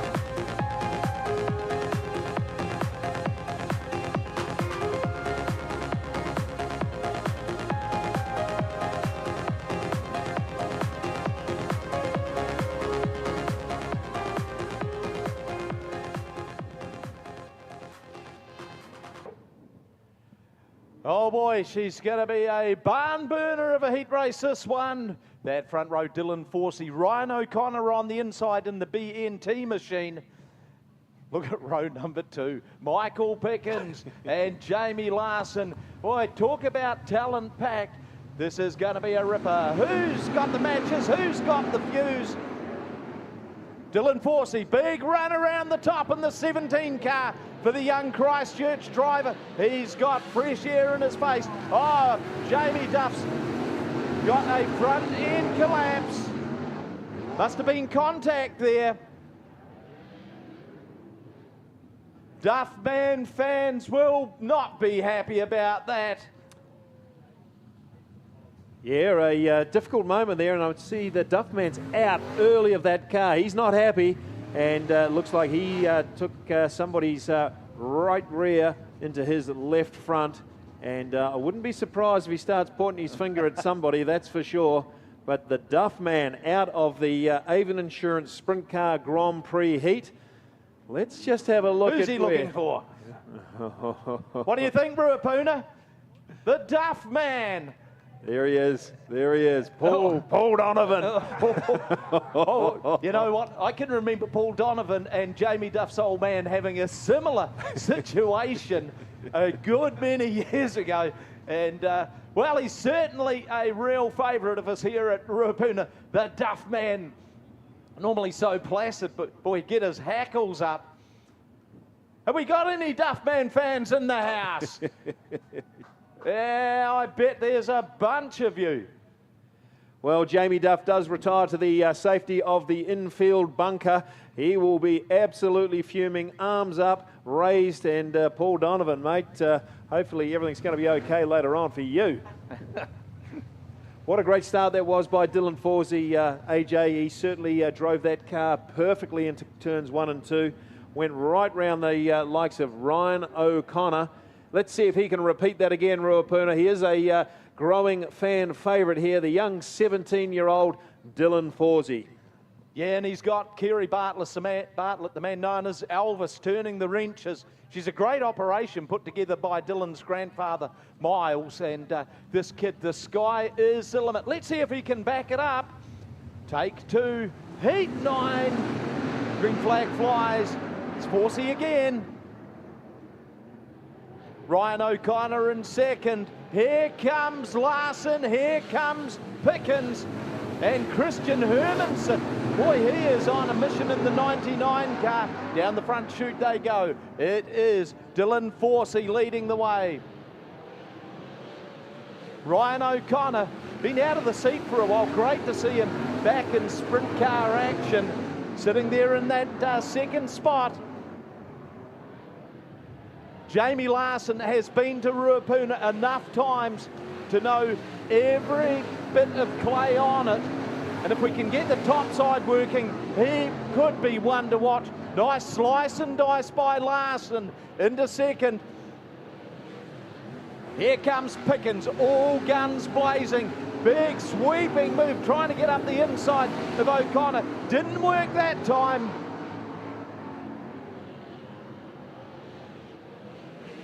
But she's lightning fast, this 9th heat race. Dylan Forsey leading the way.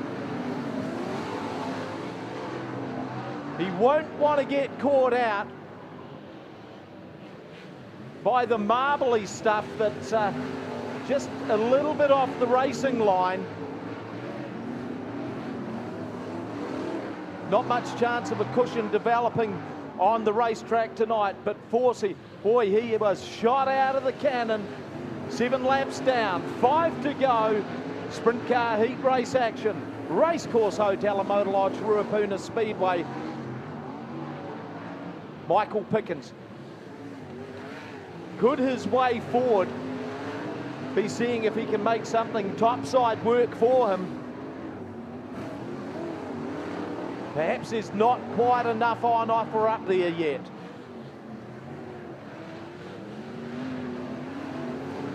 So Larson still in that second spot. Hermanson in third. O'Connor in third. Fourth Pickens, Hermanson in fifth. Then we go back. J Mack, the 95 of Vaughan, and Paul Donovan. 2 to go. For our race leader, Dylan Forsey started off the front row, and he is cashing in. White flag.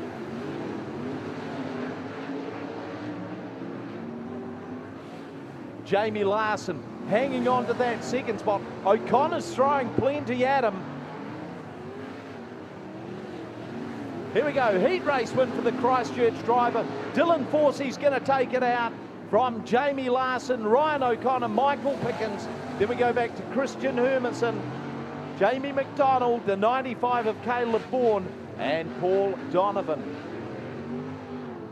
Yeah, what a great race there, Ruapuna. He's done it. The 17-year-old sprint car driver, Dylan Forsey, makes his way into victory lane. A fantastic win by him. He absolutely dominated the start of that race, and it's a great moment for the young fella.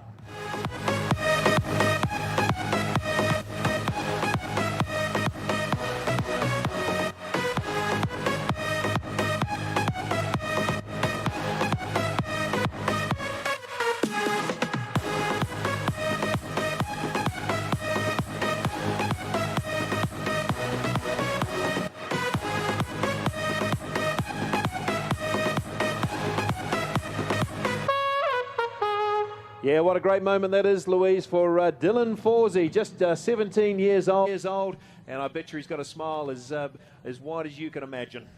Dylan, still in your rookie season of sprint car racing. You were buried pretty deep in the points going in tonight after some tough luck yesterday, but obviously it should help move you up a couple of positions in tonight's 30-lapper, winning that heat race. Yeah, for sure. We sort of had a bit of a bad run last night. We knocked the front end out and knocked the shock tower off in the first race, and that just put us on the back foot.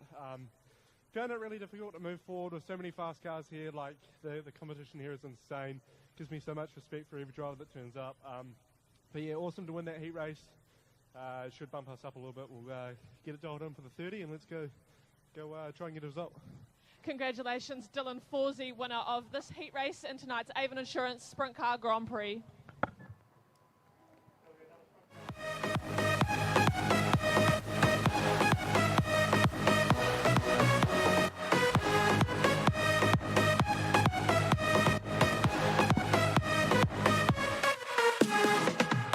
Gold Grand Prix.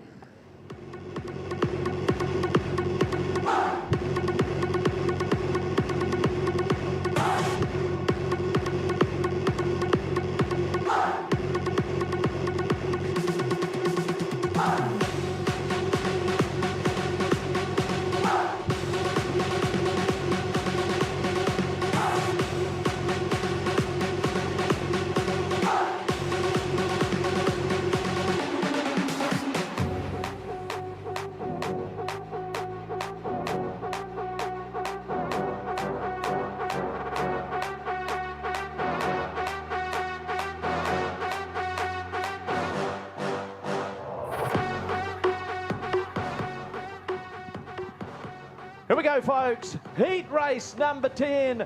It's going to be 12 laps, life in the fast lane. The final qualifying heat race, New Zealand Sprint Car Grand Prix. Connor Rangi in the 57 car. Good start from him. We've got a couple together. Myers is one of them.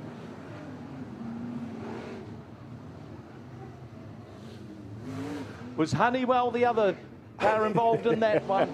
Joel Myers around. Well, there's certainly no love lost between the 64C of Matt Honeywell and the 1NZ of Joel Myers Jr. Those that were here at the championship just a year or so ago, it was Myers that put Matt Honeywell into the turn 1 fence, and that certainly hasn't been forgotten. But Joel Myers Jr. going to get a push start here. He's certainly good enough to make his way through the field from the tail if they deem it to be the case. He may, in fact, get a full restart. We'll see very shortly.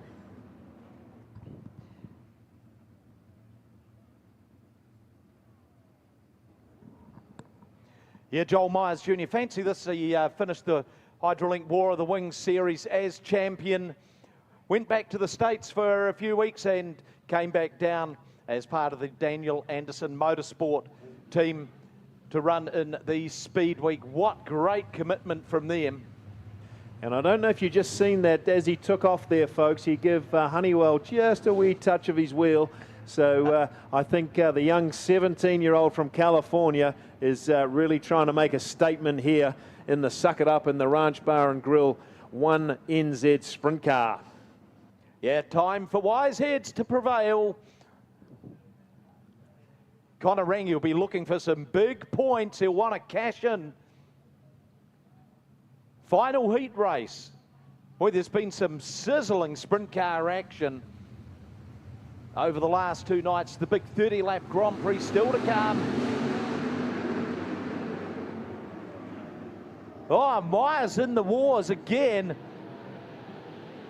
Honeywell not involved. So leading them around, it's the 57 of Connor Rangi. One up and over.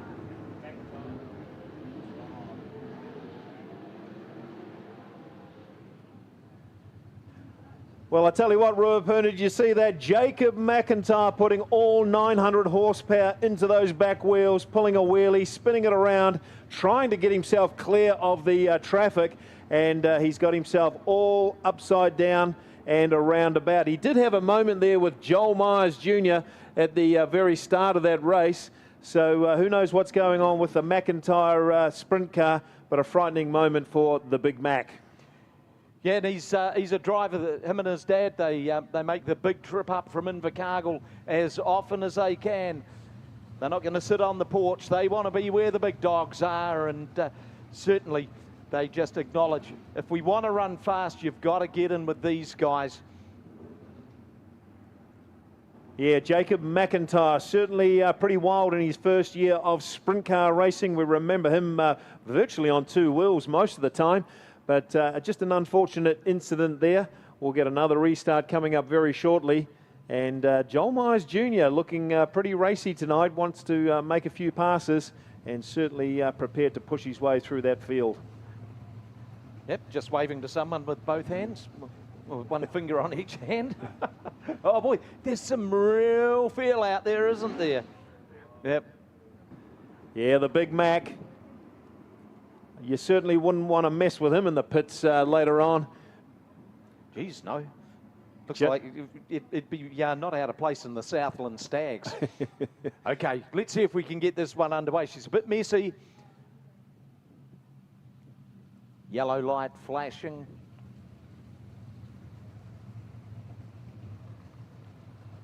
Words of wisdom being preached over the radio from the Speedway New Zealand officials. Drivers are in one-way communication. Yeah, well, those 2 Dalton's machines up near the front. It'll be interesting to see if Connor Rangi can get himself past looks like Brad Mosen, and can Jonathan Ellard follow his way through and make it a 1-2 for the Dalton's sprint car team. Yeah, Rangi has shown some real glimpses of form this season. Took out both rounds of the Hydrolink War of the Wings here. Racing's underway. It's Connor Rangi. Brad Mosen sitting there in second spot. Let's see how he adapts to the sprint car. Nice smooth track for him to take it on. Jonathan Allard in third. Then we go back to 78 of Matthew Levisic. Levisic has been fast, a little quiet all weekend long, but he's always clipping the ticket and grabbing the points on the way through. Rangi will take some knocking back from this position. Mosen in second. Stephen Taylor starting to wind up the rubber band in the 9 niche car. Currently sitting in around 5th spot. Mosen goes out a little bit wide, door left wide open for Jonathan Allard. So the 2 Dalton's cars running 1-2 in this, the final sprint car heat race. There's Rangi has just got that car on an absolute string. Sean Ashton retires to the infield. Just notice the pace that Jonathan Allard is being able to extract from that car. Rounds turn 1 and 2 right down on the bottom line as he decides to go up high. But he was making some big ground. And some of them just starting to chase the dirt up there. Big move by Myers on the inside of Zach Sokol, but he's got a lot of work to do. Connor Rangi, laps counting down super quick. 8 laps in the books this time by the NPD 100% fuels. Start-finish line, Allard in second. Mosen not looking out of place in the Duff Motorsport 15 entry, sitting there in third. Then we go back to the Toyco 78 of Matthew Levisic, and then it's Stephen Taylor. Taylor having a ding-dong battle with Daniel Thomas in that 55 car, and Joel Myers Jr. joining in the fun there. Rangi has certainly blowing the game apart with this storming run. Allard just inching closer, a little too late. Down the back chute they go, past the Value Cars Warehouse grandstand. Connor Rangi, he's going to come round, take the checkered flag. Rangi's going to take the win from Jonathan Allard. Look further back, here's third place. It's Brad Mosen in third. Fourth goes to Matthew Levisic. Then in fifth we've got Stephen Taylor, Daniel Thomas and Joel Myers Jr. You could have thrown a blanket over those 3.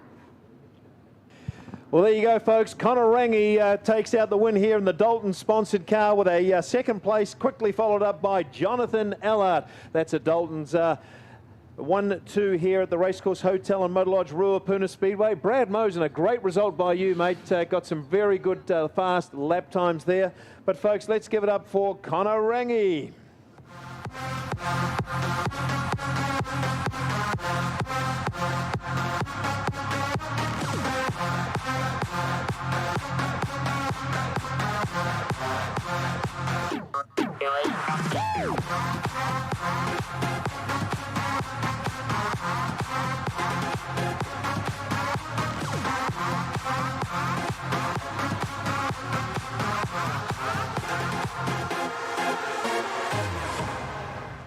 Well, he's a regular to victory lane. Here is Connor Rangi in the 57N car, and another great result for the Dalton's sprint car team, Louise.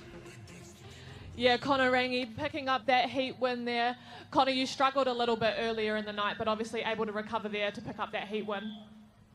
Yeah, we were a little bit off in the first heat, but I think it made us realise where we needed to be, and I think we're getting pretty close to where we need to be now, so I'm pretty happy with the car and the speed we have going into the feature. Massive thanks to Ruapuna, the club, and everyone for putting this awesome week on. It's only night 2, but it's been pretty cool so far, thanks to all my sponsors, Dalton's. Without them, I wouldn't be racing at all, so thanks to those guys, thanks to my crew, and yeah. Congratulations, Connor Rangi picking up the final heat for the qualifying for tonight's Avon Insurance Sprint Car Grand Prix in the 57N Dalton sponsored sprint car.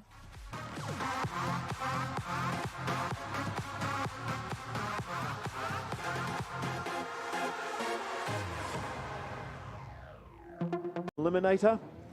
And of course, he's got the City South Van Spears Gold Cup to look forwards to, which will be happening next Thursday and Saturday. Yeah, still plenty of action heading our way, isn't there? Next week, Thursday, Saturday, a couple of very big shows. Oh, yeah. Great support from the midget car drivers as well. Of course, it's getting to the blunt end of the season now, isn't it? We're just about done with Speedway racing, and no sooner said than done, it's going to be winter time. Well, folks, if you bought yourself a 50-50 ticket, I have got the ticket up here. We'll announce that after this race. I can tell you there's $1,220 there for somebody to collect. So get your tickets out for after this race and we'll make that announcement. But certainly a good prize pull today. Yeah, someone's going to be absolutely over the moon about it, aren't they? The hang-up entertainment king of the South Midget Eliminator. With tension mounting, these drivers are prepared to push their limits on the track, each vying for a chance to shine in the feature race.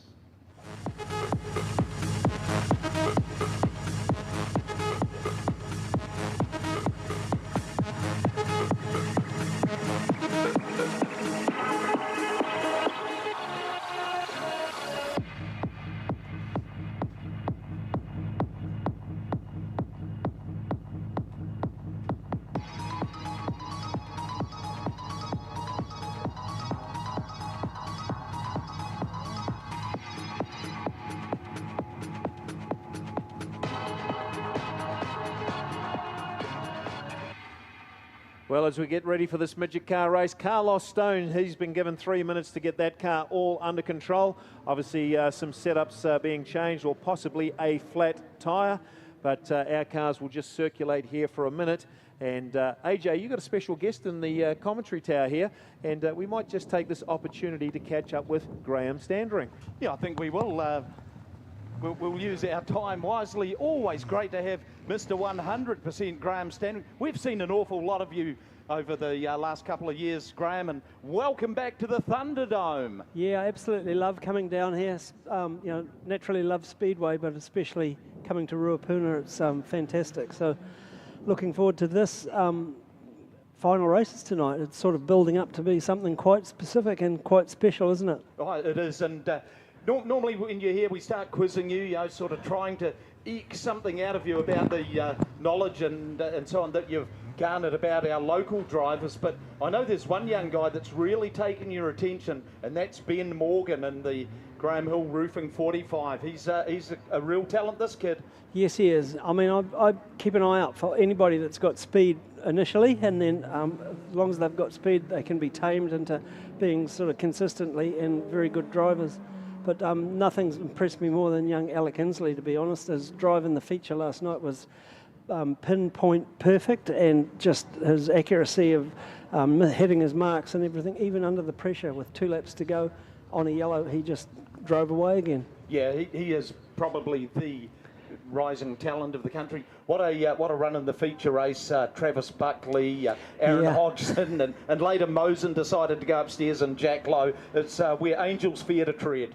Yeah, it's you know, I mean, the brave run at the top like that, and those guys certainly did that. So we're about to go green, so let's get on with it. Yeah, rightio. Pace vehicle retires to the safety of the infield. That front row is Jack Lowe in the 54 and Peter Honeybell in the 9. All eyes on Alec Inslee, the man of the moment, in the 71 car on the inside of the second row. Let's see if he can capitalise on this one. Bang the big points, green flag flies. Former national champion Peter Honeybell. He's the guy that's got all the momentum right now. Behind him, Jack Lowe. And then we go back to Jamie Brown, who's going to turn it around. Oh, man, that was close. Only someone's dry cleaner knows how close that one was. And what an awful feeling sliding backwards there with the traffic heading your way. Well, AJ, that looked like a train wreck about to happen for Jamie Brown, but miraculously nobody touched that car, and he may even get a restart in this race. What a big moment that was for the Nelsonian midget car driver. terrifying there for just a second or two, but he'll be pleased to get it all on the track again and a restart coming. Yeah, and of course, starting from grid number 4, it was the bulk of the field that had to anticipate and react to a car sliding backwards in front of them. Well, she's heart in the mouth stuff some of this heat race action. Peter Honeybell showing a clean pair of heels at that restart. He's got a very fast car, the 9 car from Auckland. Jack Lowe will want to do better on this restart for sure. And just watching young Alec Inslee. Man, what a sensation this kid is from Auckland. Took out the feature race last night, as we've already said. And certainly the sky's the limit for the Yale-sponsored Midget car. Yeah, a lot of work for Brad Mosen to do, isn't there? Starting out of grid number 10. He's looking very rock solid, however, isn't he?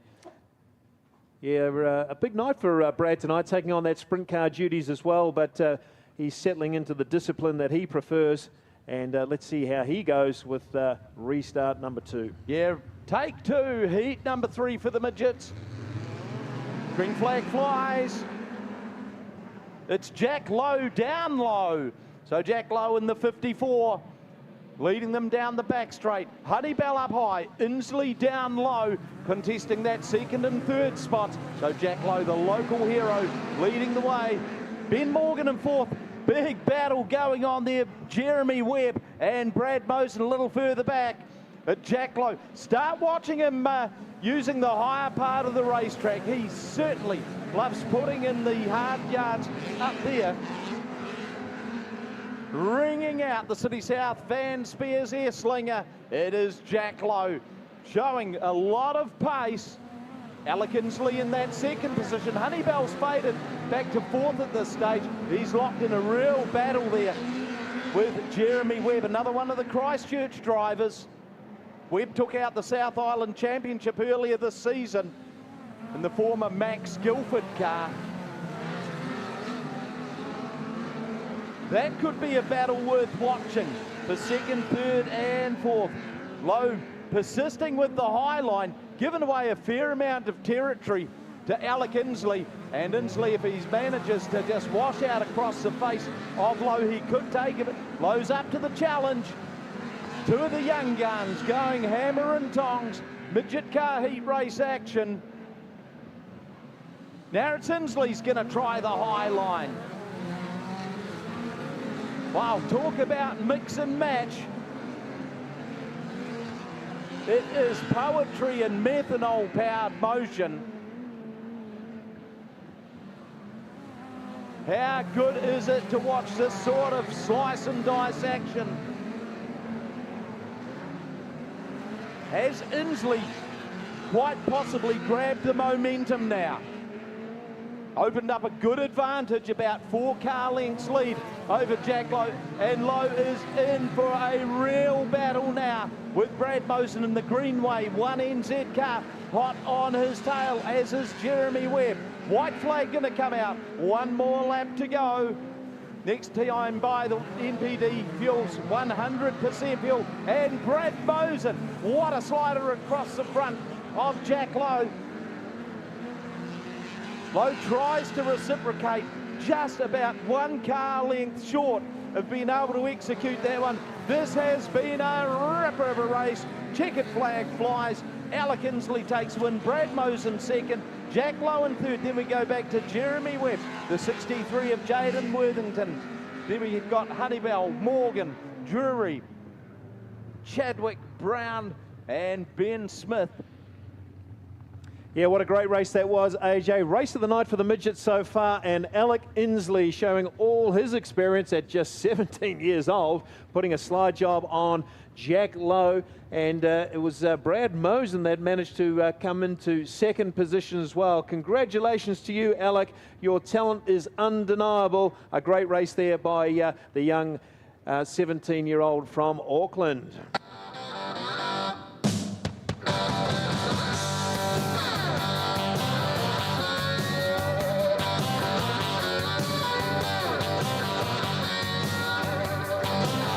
On the day I was born, the nurses all gathered round, and they gazed in wide wonder at the joy they had found.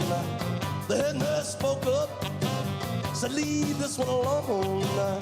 She could tell right away that I was bad to the bone. There he is, Ruapuna. Give the young fella a clap down the back straight. Alec Inslee, all the way from Auckland, showing us how to drive a midget here at Ruapuna Speedway. Bad to the bone. I broke 1,000 hearts. Graham Standring here, one of the voices of Speedway in New Zealand, and over 100 feature wins, and what a great career. You can sit back and look on, but it hasn't quite finished, and now you've got into the media side of things, and it's a totally different perspective of the sport, isn't it? Yes, it is. And like in the last meeting we had at Western Springs, we had Louise Smith come up and give us a hand up there, and she was awesome. She was you know, just a new voice at Western Springs. She does a great job. She does a fantastic job here, and we capitalised on that, both with her being able to come up and see the track at Western Springs, which she'd seen before, but to get involved in the production company that was running the show up there. So she did a great job. So, you know, she's probably underrated, but I've been watching her on Methanol Madness along with you guys, and yeah, she's, yeah, I'm a fan. Yeah, but you're not getting her. Okay. You can have me, but Louise is staying here. Yeah. Hey, we'll give you the grid positions. Hey, what's third prize? There we go. Yeah. Craig. Yeah, we'll give you the grid positions for heat race number 4. Travis Buckley in the 7M. We'll start from grid number 1. Out of grid 2 is Mitch Fabish in the 3NZ. From grid number 3 in the 4C car, it is Sam McCrenna and Scott Miller in the V4. We'll start from grid number 4. Michael Pickens in the CRC 54 from 5, and Morgan McHugh in the 24 from 6. And then we've got Trent Way in the 9A from 7. Outside of him is the 21N of Nathan Wilkie. Grid number 9, the 12C of Liam McCoubry. Aaron Hodgson in the 35 will start from grid number 10. Then we look at the back row. It's the Repco 7K of Ben Matthews out of Matamata, and Mitch Hill in the 9 will start from grid number 12. Welcome to Heat 4 of the Hang-Up Entertainment King of the South, Midget Eliminator. As the sun sets and the floodlights illuminate the track, expect nothing short of high-speed action as drivers vie for their spot in the feature race.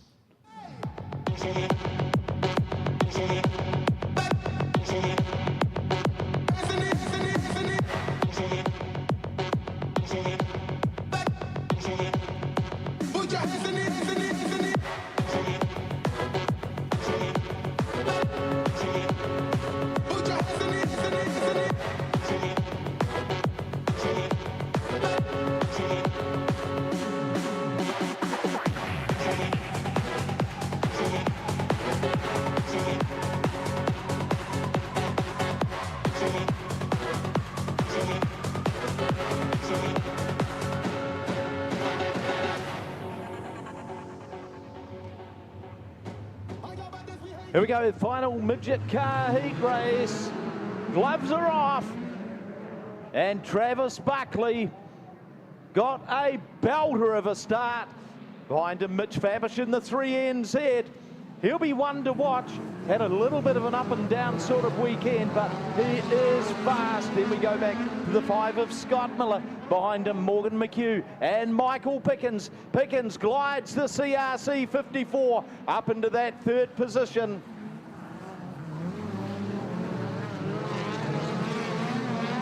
Travis Buckley looking very settled at the front. Fabish decides to go upstairs, start chasing a little bit of that dark dirt that's up there. See if it can draw him a little bit closer. Oh, what a move right up the bottom there from the 35 of Aaron Hodgson. He rockets now up into 4th spot. You've got Hodgson high, McHugh down low. It is fast, it is furious, it is frenetic. Their race leader, Travis Buckley. What a battle going on there for 2nd and 3rd between Mitch Fabish in that 3NZ car and the Master Blaster, Michael Pickens in the 54 machine. Buckley just finding that wee hole that's starting to develop as you go into turn number 1. Here comes Pickens, trying to get some momentum up high, and he moves into second. That shuffles Fabish back into third, but Aaron Hodgson, he's got the Carter tyre machine wound up, and he is on the prowl. Big move by Hodgson across the front of Fabish. Fabish reciprocates, but there is no doubting the desire of Aaron Hodgson, who sits there in that third spot. 8 laps down, just a couple to go. This is the final midget car heat race. White flag about to fly for Travis Buckley. Getting the job done from grid number 1. Pickens came from 5. Hodgson from 10. So we know who's made the moves. It's all changed at the front. The run for the line. Pickens is going to steal it at the last gasp. Buckley just left the door open by half an inch, and Pickens was through.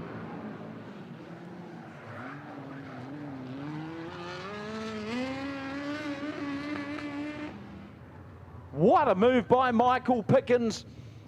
Travis Buckley, we're just about to write his name down in the program to take out the heat race win. Pickens gets it from Buckley with Hodgson, Fabish and McHugh rounding out the top 5. Yeah, that's why he's the 10-time New Zealand midget car champion. Michael Pickens putting on a big move in that last corner. We've seen him do this many, many times. Travis Buckley would be disappointed to see that happen, but just appreciate how good Michael Pickens is to make himself, put himself in a position to make that pass. Congratulations. Let's celebrate the ex-10-time New Zealand midget car champion.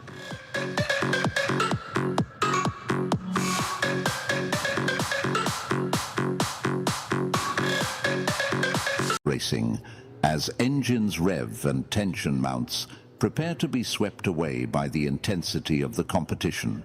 With drivers vying for track space, every lap is a test of nerve and determination. Join us on this journey of excitement, where only the boldest will emerge victorious.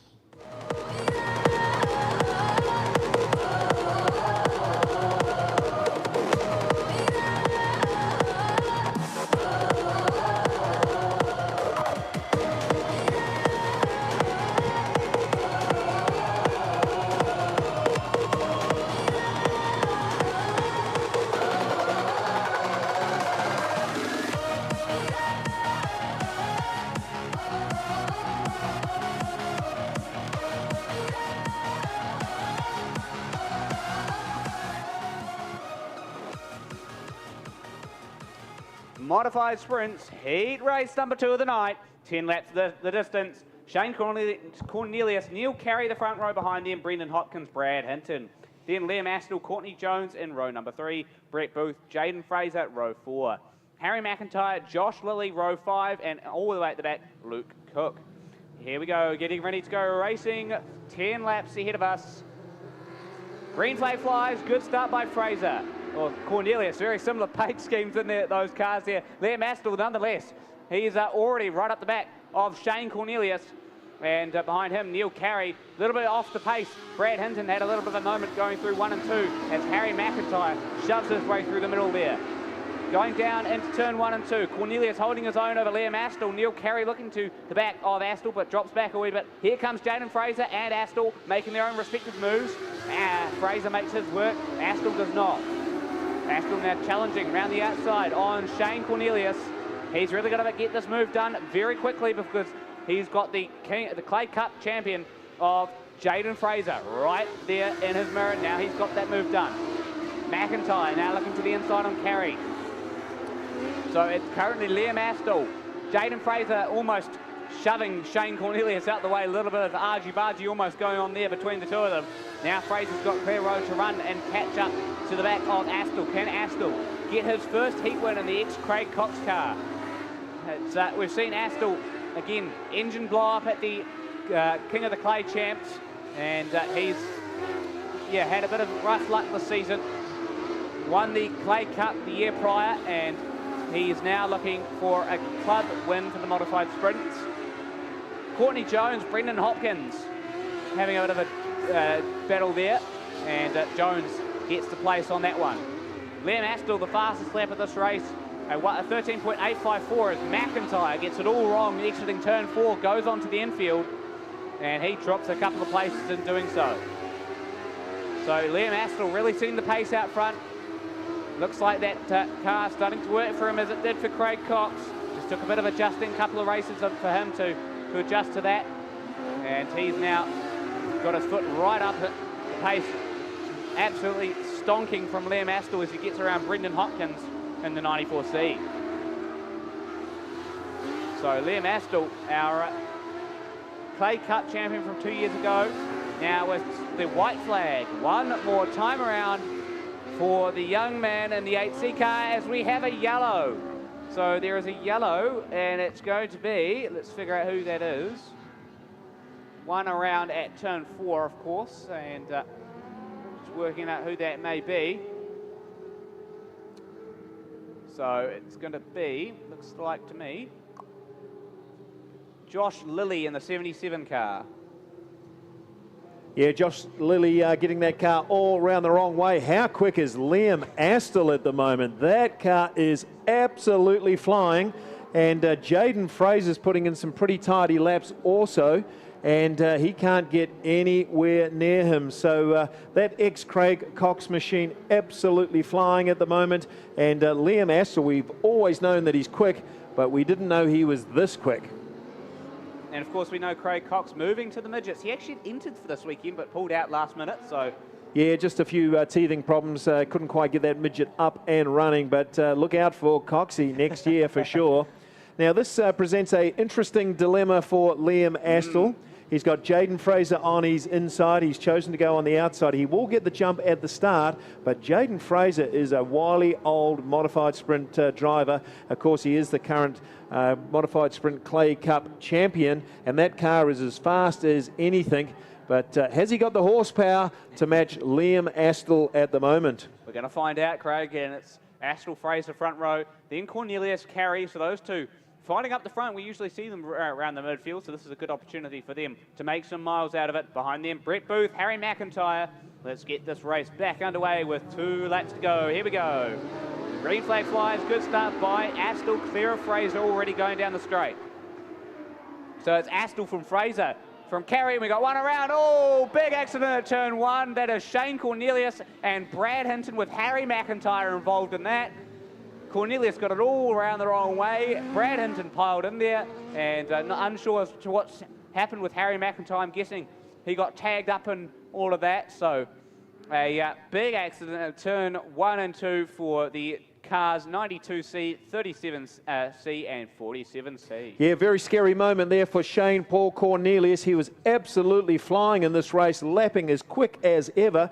In fact, Shane got himself a 14.99 second lap time. Now, I know he's been nowhere near that time all season, so he was absolutely flying.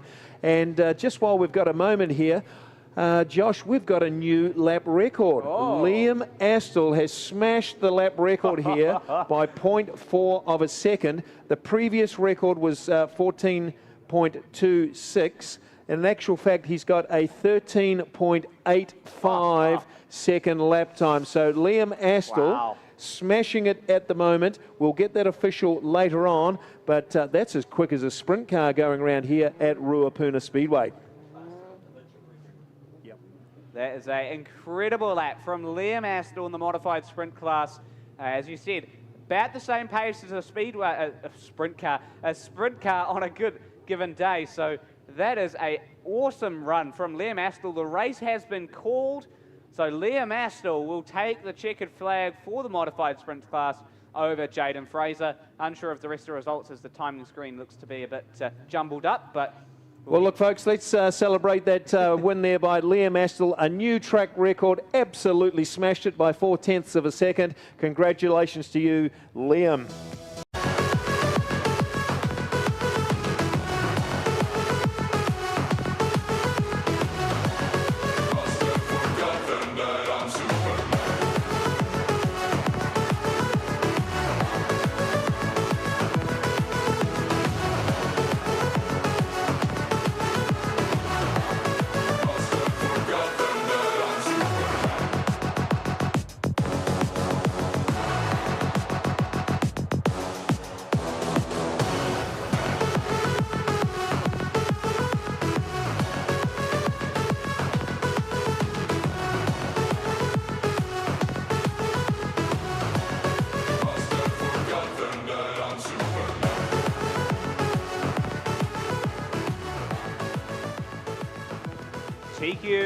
heat race number 2 of the night, 10 laps the distance. Jamie Booth on the front row alongside him, Scott Bailey. So good grid draw for Bailey tonight.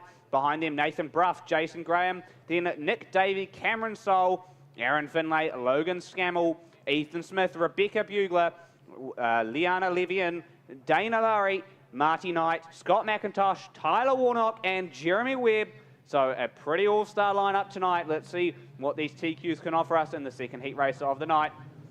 Through 3 and 4 to start us off. Bailey and Booth. Green flag flies. Good start for Nathan Bruff, already diving to the inside on Booth, as Scott Bailey takes the lead pretty clearly away, as we got 3 wide in the middle between Jason Graham, Aaron Finlay and Ethan Smith going at it. All the way in the middle was Ethan Smith. So bold moves already being made by the young 91C driver. So Scott Bailey, the Access Man car, already pretty clear out front. Ahead of him, behind him, sorry, is Nathan Bruff, the BT Race Mates winner from last night. And then behind Bruff is Jamie Booth in the 46C car. Cameron Soul, good to see him back out there in the 97C car. Had a bit of a tumble earlier on in the season, and he's got that car all fixed up and rearing at the front of the field. Tyler Warnock making a couple of places up early, and he's fighting in the midfield now, looking at the back of the 99C of Logan Scammell, who won his first heat race last night before tipping it up in an unusual post-race incident. Good to see that Logan's okay, and the car is perfectly fine as well. So look forward to seeing what Logan can offer in tonight's feature race. We've got 6 laps to go for Scott Bailey. Nathan Bruff, Jamie Booth behind him. 3 wide in the middle, Tyler Warnock. He's duking it out with Scammell, and on the outside of him is the 91B of Scott McIntosh. So McIntosh, Warnock, and Scammell duking it out. Scammell now on his own, really, battling it out with McIntosh. Warnock not really taking much further part in that, although he's still trying to have a go at it. Bailey holding on at the front with just a couple of laps to go. Behind him, Nathan Bruff putting in a stonking performance.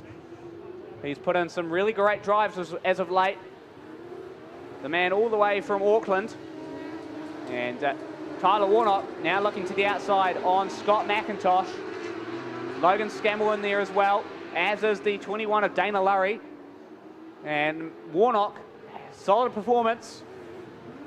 And he's moved his way up now, looking to the inside on Lowry.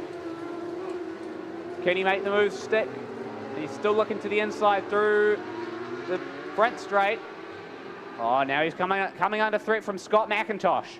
Jeremy Webb making a couple of places as well. So Webb up the inside of Scammell, now up the inside of McIntosh. White flag flies. One more time around for Scott Bailey. The Access Man car looking to take out a heat race win at Ruapuna Speedway tonight. Behind him is Nathan Bruff and Jamie Booth. Out of 3 and 4 for the final time. Scott Bailey takes the checkered flag and wins the second TQ heat race of the night. Behind him, Nathan Bruff and Jamie Booth. And then behind them, Cameron Soul, Nick Davey, Ethan Smith, Aaron Finlay, Tyler Warnock, and it's going to be Jeremy Webb and Scott McIntosh. Yeah, great race there by Scott Bailey for the Access Man sponsored TQ36C. A good result by him. And Nathan Bruff backing up his feature win last night with another good performance in the heat race. A good lap time too, 16.2 seconds. And Jamie Booth, 46C, the Cantabrian or local Ruapuna driver here, taking out third. A great result there by Scott Bailey.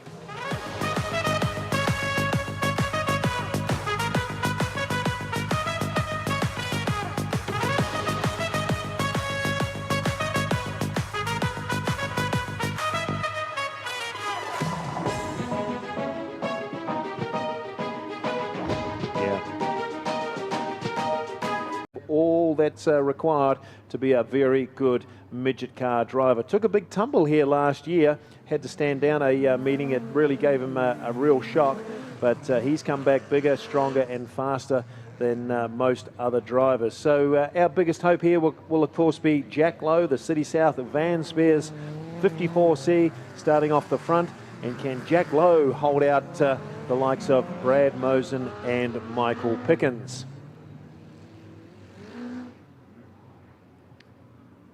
It's going to be a rip of a race, the Dash for Cash, over 8 laps in memory of Ray Bull. Certainly a real standout figure in the history of New Zealand midget car racing. So this is the Ray Bull Midget Dash for Cash, and this will be over 8 laps, and it's bound to be fast and furious.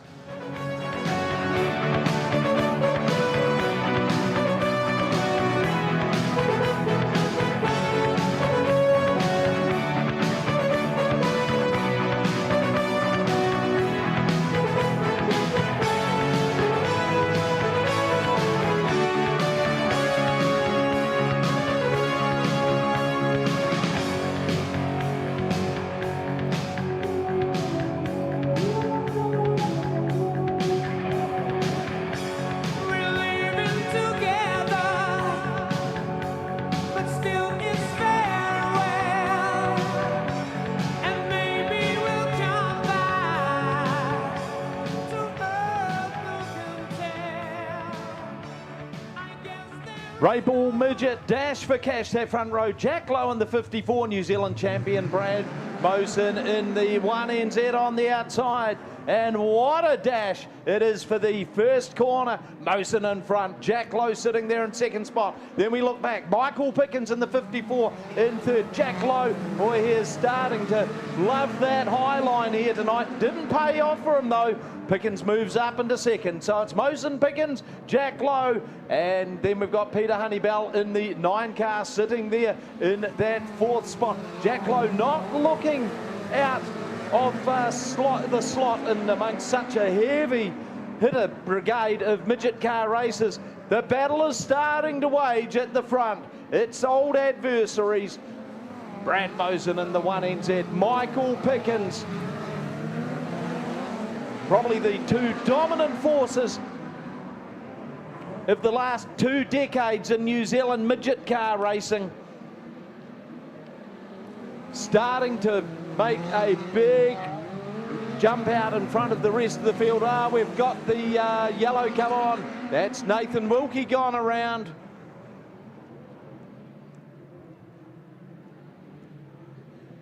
The 21 car of Wilkie.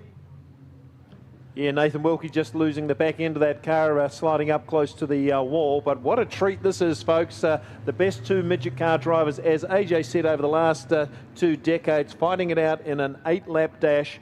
And how good is this going to be, AJ? We know Michael Pickens has had the wood on Brad Mosen for many, many years. But this appears to be Mosen's time. Yeah, it is. But Pickens far from a spent force.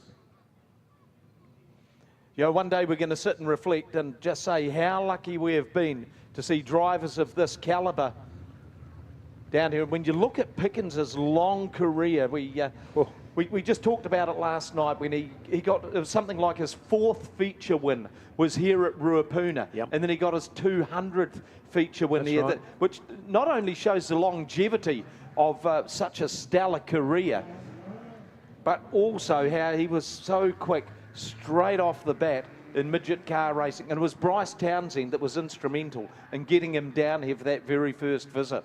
It was, and these 2 drivers have also represented us internationally, the Chili Bowl especially, a couple of times there for both of them, but Michael Pickens getting over there regularly, winning feature races. I think he got 3rd or 2nd in one Chili Bowl one year. He's been over to the Perth Motorplex. He's now currently the 3AU, and he got that title just very recently. He has been the 1AU as well in previous times, so a stellar career for the 54C. But Brad Mosen just in behind, is never too far away, and Mosen has got a very dominant car this season for sure.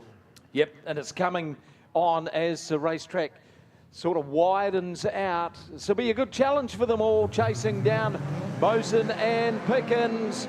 Green flag flies. 5 to go in the Ray Bull Midget Dash for Cash.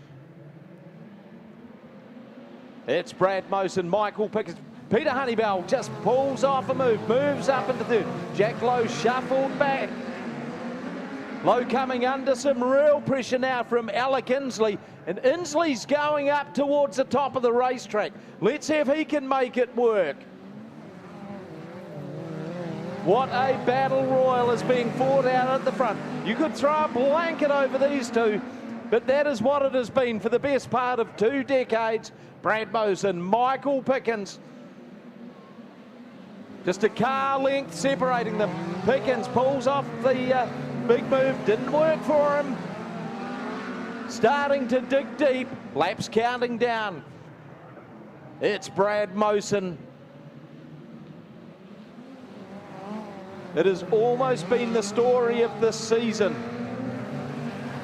with Pickens chasing Brad Mosen, and there's never much in it on the last lap. Brad Mosen, Michael Pickens looking back. Peter Honeybell hanging on to third. Alec Inslee in fourth. Then it's got Christchurch's Jack Lowe. Checkered flag's going to fly. The money is heading to Brad Mosen. Michael Pickens second. What a battle for third and fourth between Alec Inslee, Peter Honeybell. Then we look back, fifth and sixth to Christchurch drivers Jack Lowe and Ben Morgan respectively, rounding out the field. Trent Way, Nathan Mulkey. And that pretty much sums up midget car racing in New Zealand right now, where it is Brad Mosen setting the pace and taking out the Ray Bull midget car Dash for Cash. Yeah, great result there for Brad Mosen. A big psychological move with that midget eliminator coming up a little later tonight, and another great win here at Ruapuna Speedway.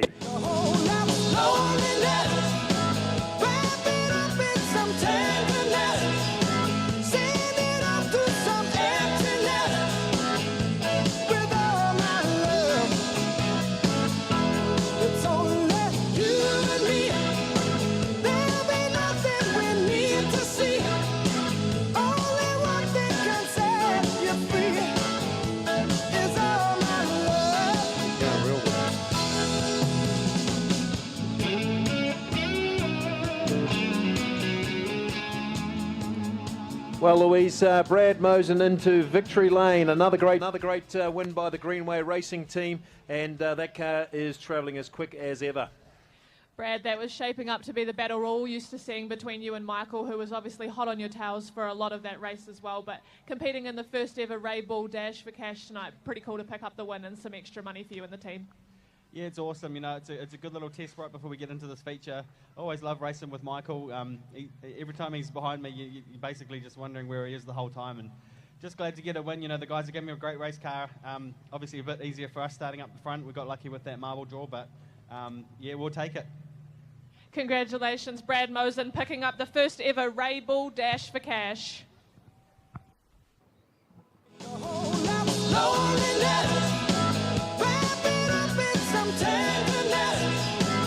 Stage is set for the ultimate showdown. With engines roaring, the track awaits its champions. Buckle up, because this is where legends are made. Get ready to witness history in the making as these fearless drivers push themselves to the limit. Let the race begin.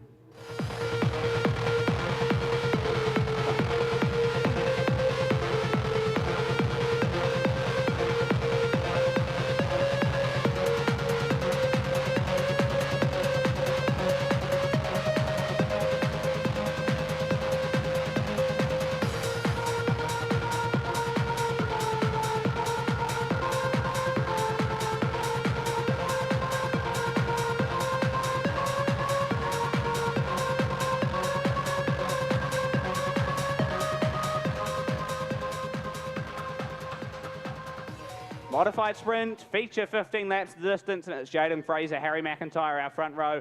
Behind them, Brett Booth and Liam Astle. Then Courtney Jones, Neil Carey, and Brendan Hopkins, Brad Hinton, Shane Cornelius, Josh Lilly, and Luke Cook rounding out our field. I guess there's no Shane Cornelius in the field with that accident, but we do have Harry McIntyre and Jaden Fraser, our front row, following them. Liam Astle and Brett Booth. So this is going to get interesting, folks. So keep your eyes on this one. 15 laps of modified sprint, high-octane action, ready to go very shortly. And looking forward to seeing how these drivers will perform under some significant pressure tonight. Just a club event, but the feature always provides some of the best racing action in the modified sprints class.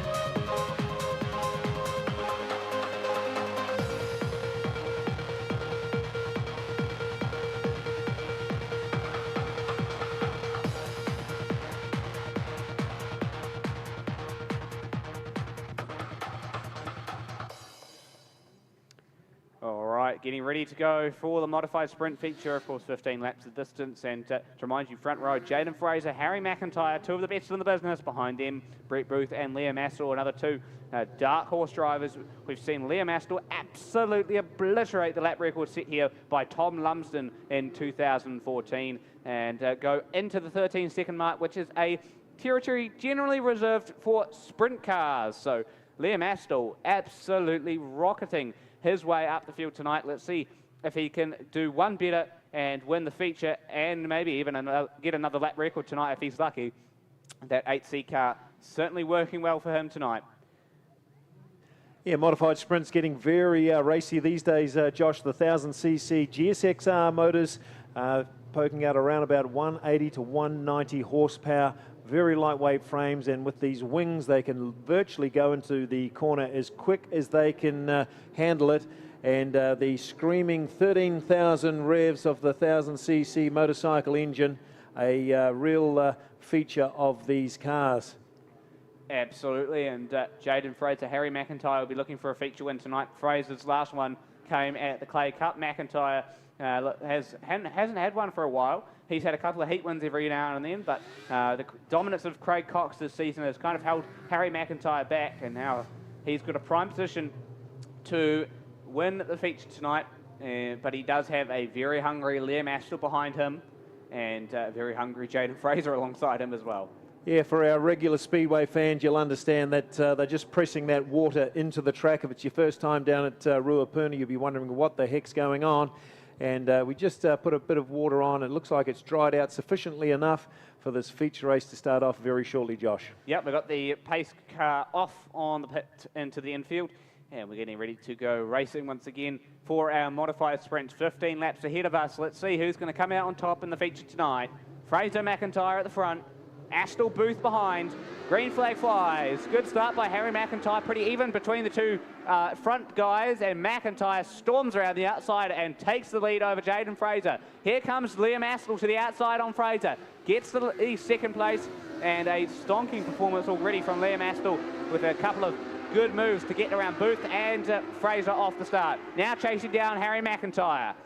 See what Liam Astle can do with just a handful of laps completed.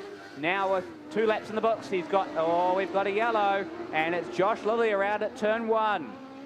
So just as the battle was starting to heat up between Harry McIntyre, Liam Astle and Jaden Fraser, we've got one around at turn 1. So it's going to offer the field to get closed up just within the first handful of laps. Well, I tell you what, Harry McIntyre will be very pleased that Josh Lilly turned it around. He opened up that turn 4 corner, and it looked like Liam Astle was about to pounce. So we'll re-grid these cars. Josh Lilly may get a push start. Probably not. Looks like he's going to the infield, so no setup on that car, making him turn around in turns 1. Astle's car looks fast. The setup looks good, Josh. I'll be interested to watch these lap times. Absolutely, and we'll keep an eye on these laps as the race laps dwindle down. And Astle on the inside of McIntyre. So you said it was an advantage that Harry McIntyre got the caution, but he's got a disadvantage because he's got the hungry driver of the 8C, Liam Astle, on his inside. Who's going to come out on top? Let's find out. Out of 3 and 4. Green flag flies. Good start by McIntyre. Oh, Astle gets a bit jumpy and squirrely off the corner. So he lost a bit of time there as they all filed their way down into turns 1 and 2 and onto the back straight away. Good start for Astle as he goes into turn 3 and 4, and he has absolutely obliterated the lead of McIntyre and takes it off into turn 1 and 2. Now onto the back straight away. Astle holding on over McIntyre, behind him Fraser and then Brett Booth. So Liam Astle now has an open air in front of him, 14.055, his fastest lap time. So he is still putting in some pretty good lap times at the moment. Could be into the 13-second mark as Fraser looks to the inside on Harry McIntyre. Let's see what he can do. Coming up to try and catch up to the back of Liam Astle. 14.041, the time coming down for Liam Astle. Can he beat his own lap record? Time will tell. So Astle ahead of Fraser, ahead of McIntyre, ahead of Booth. That's your front 4. 14.016 time, still clawing down for Liam Astle. He blew up his engine at the Clay Cup had to get a new car. And he's got the winningest car in the field, the most dominant one all season, the fastest one that's been up the front consistently all season in the hands of Craig Cox. Now Astle, a proven winner in himself, has taken that car on, and he has been pushing it to its absolute limits. Getting around a couple of lap traffic now. So Liam Astle in prime position here to take out the modified sprint feature race tonight with just a handful of laps to go. 7 laps in the books. So just over halfway to go. And now under halfway with 7 laps to go, 8 in the books for Liam Astle. Young lad only in the 8C car. He's only been racing for a handful of years, and he's in that time shown the field what his potential range it lies, and that is heat race wins, feature race wins, and great performances, including lap records, as Fraser narrowly gets past Brendan Hopkins. So Astle putting in some pretty good lap times, still can be consistent in the 14.0s. Hasn't hit the 13-second mark yet. Maybe a bit of oil coming out of the 32C of Neil Carey as it get a bit of a smoke screen. And you can see it just going down into 1 and 2. Hopefully it's not an engine failure, it's just a small oil leak there. You can see it, yeah, it just looks like a periodic burst of smoke coming out of Neil Carey's car. Speaking of Liam Astle though, he's still holding his own. White flag about to come out for Liam Astle. The 8C. Here we go. Lap cars just coming through now. There's Liam Astle. Yellow. We got the yellow flag. And trying to figure out who that may be. Unsure as to what the... Yeah, we got a phantom yellow, as some may call it. Debris on the track. Well, I tell you what, folks, that's so impressive. The race is virtually over with Astle taking the lead. He's completed 12 of 15 laps, and 9 of those have been under the previous lap record. So an absolute flying machine, Liam Astle. You sometimes wonder if that thing's going to absolutely expire. It's having the teeth wrung out of it, and a good young driver with lots of confidence and a very good setup. Absolutely. Let's see what Astle can do. He's got the 36i of Jaden Fraser there. Harry McIntyre there to challenge. These guys will give it absolutely everything. They're going to give it the balls to the wall for sure, because they are going to be right up there, and they've got all to play for in these last handful of laps. So Liam Astle got everything to lose here. Of course, if he gets a bad start, Jaden Fraser is certainly good enough to hold him out for the last 3 laps. Let's see how this one's going to play out. Hopefully no white flag fever for Liam Astle. Yeah, last thing Astle wants is a bit of white flag fever, but he's experienced enough in this car as in terms of modified sprints to get this one tonight. Green flag flies. Good start for Liam Astle. Behind him, Fraser. So all pretty even in the front 3 spots. So Astle holding on over Fraser, McIntyre, Booth. Then it goes back to Jones, Hopkins, Carey, and Luke Cook. With 2 laps to go for Liam Astle. Jaden Fraser may be coming under a bit of threat from Harry McIntyre in these closing couple of laps. McIntyre starting to close that gap. Out of 3 and 4, white flag flies. One more time around for Astle. Just transitioned into this car. Only these 2 meetings. He's had a stonking drive, including a lap record. He's going to take out not just a heat win, but he's going to take out a feature win. Astle claims the feature for the modified sprints. Following him, Jaden Fraser, then Harry McIntyre, Brett Booth, Courtney Jones, a solid performance from her, Neil Carey, Brendan Hopkins, Luke Cook, and Josh Lee retired to the infield with 1 lap in the books. Well, there you go, folks. Our latest modified sprint sensation, Liam Astle, makes his claim to winning a feature race here tonight, and he absolutely destroyed the field. That car absolutely quick as any car I've seen. His fastest lap in that race, 14.01, but remember, he now holds the lap record, 13.85 seconds. Congratulations, Liam. A fantastic night for you and your team.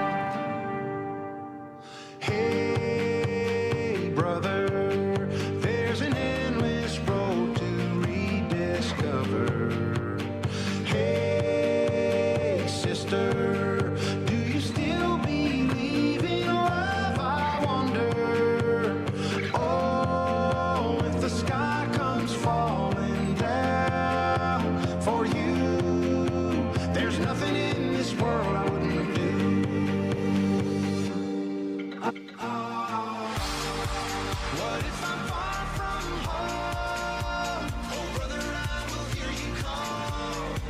What if I lose it all? Oh, sister, I will help you out. Oh, if the sky... Here he is, Ruapuna. Liam Astle, give him a big congratulations. What a fantastic night it is for him. Feature race win and a lap record to boot.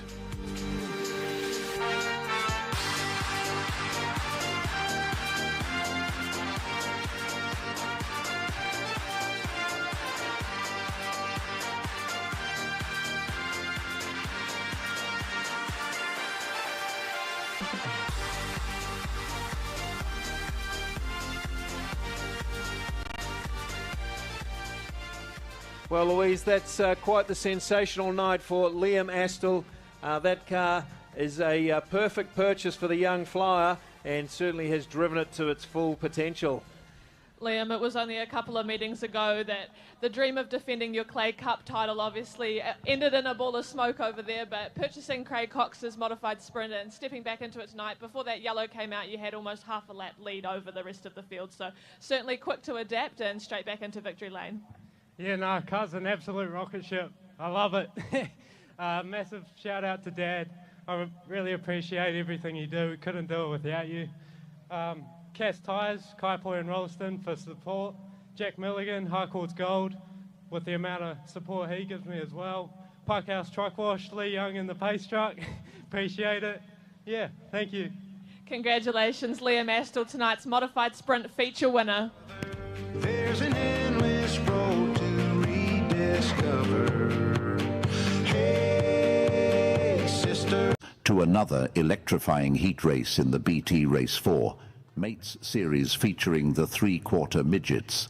These 700... Before we kick off the feature race, let's take a moment to honor a legend of the sport, Bryce Townsend. Bryce was not only a formidable competitor, but also a man dedicated to giving back to his fellow competitors. As we prepare for the final showdown of the evening, let's remember Bryce's spirit of camaraderie and sportsmanship, which continues to inspire us all. Now, let's watch as these three-quarter midget drivers pay tribute to Bryce's legacy by giving it their all on the track.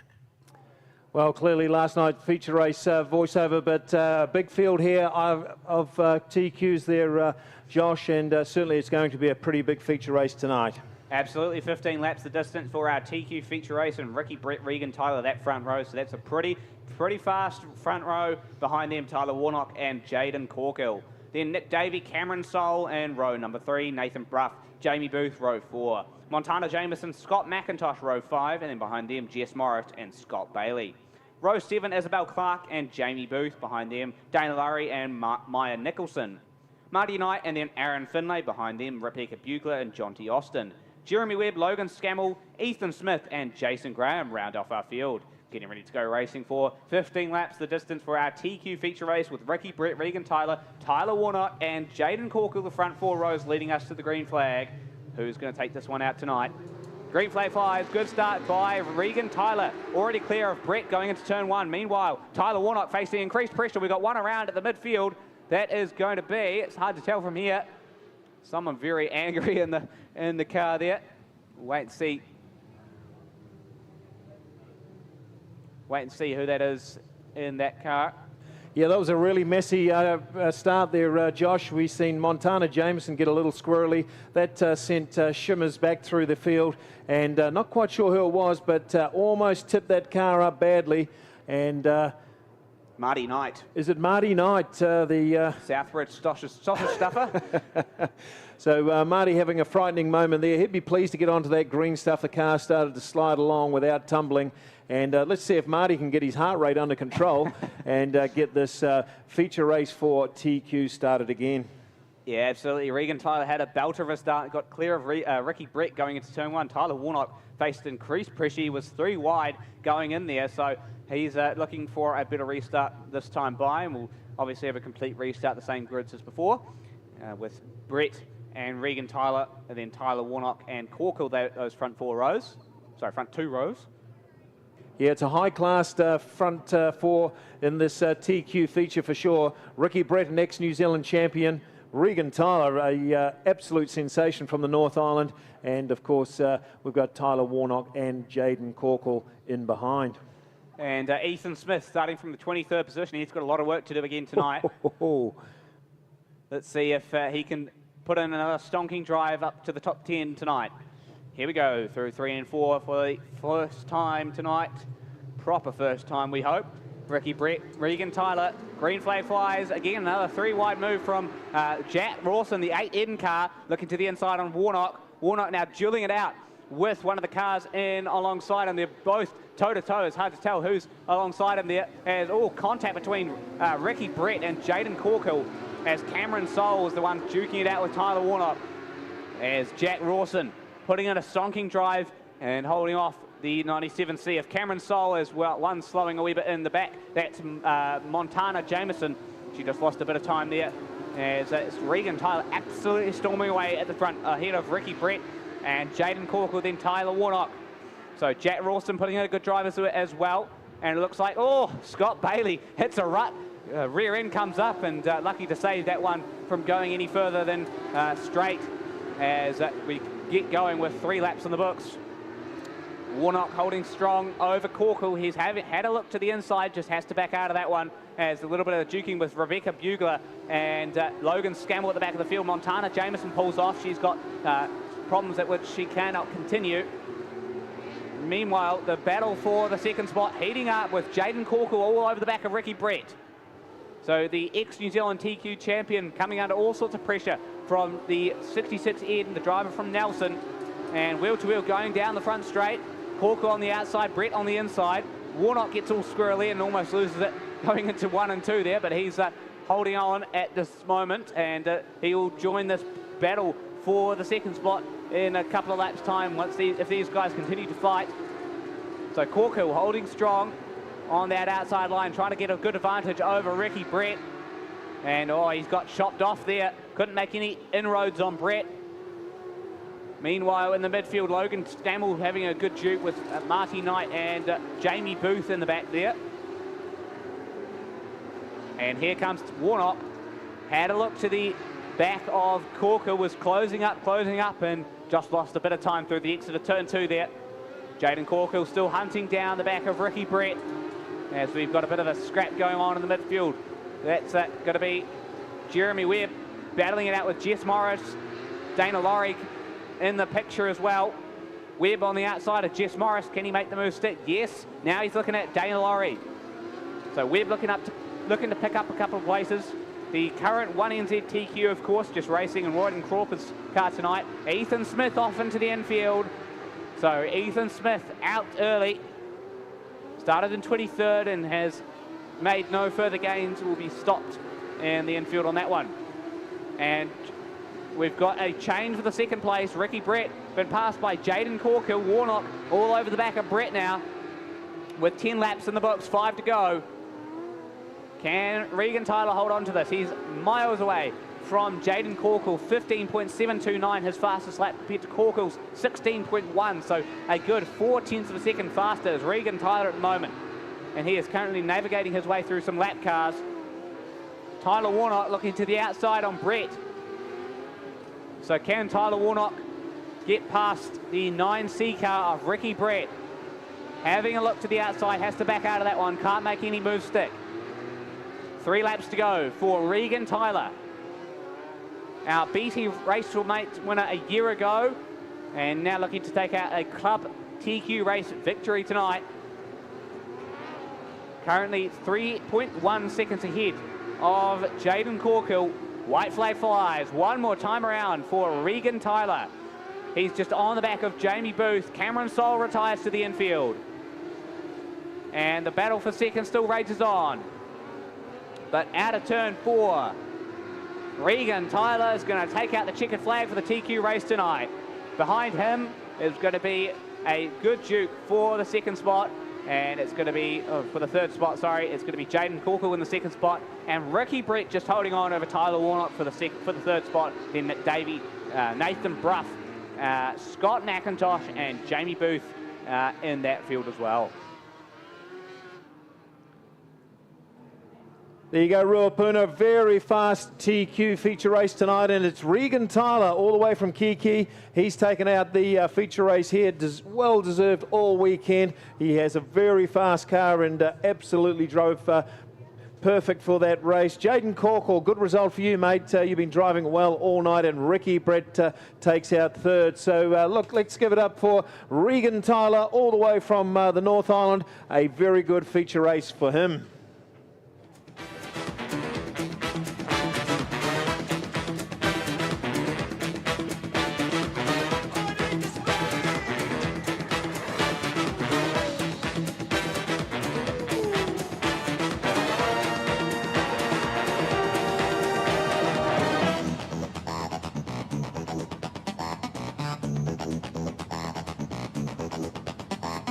Are you ever gonna push me, let me run, let me do? I need it and I'm ready and I haven't got a clue.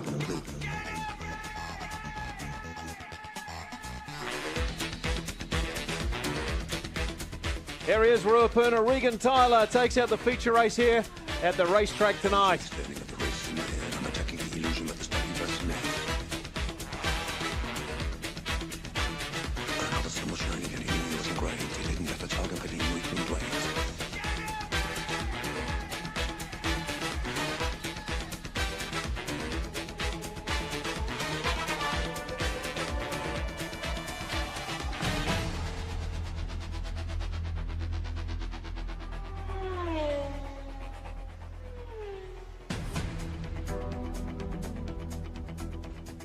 Well, Louise, a great result for Regan Tyler all the way from Kiki in the North Island. Just getting his helmet off there, and what a great way to celebrate a win here at Ruapuna Speedway. Certainly well deserved, and he managed to back up a pretty good performance from last night and take out the feature race this evening.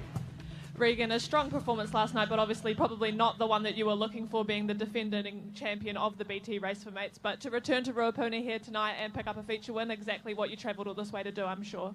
Yeah, exactly. We're real stoked with that. We knew with the fastest off the back format last night, it was always going to be tricky with the amount of cars here and the calibre of drivers that have stepped up over the years. And yeah, we're happy with last night. We had good pace, but obviously one mistake, and that's all it takes in those races. So stoked we could put together a good night tonight and pretty flawless. So yeah, we can go home happy with that. So yeah, cheers. Congratulations, Regan Tyler, tonight's TQ feature winner here at Ruapuna Speedway. Push me, let me run, let me do. I need it and I'm ready and I haven't got a clue.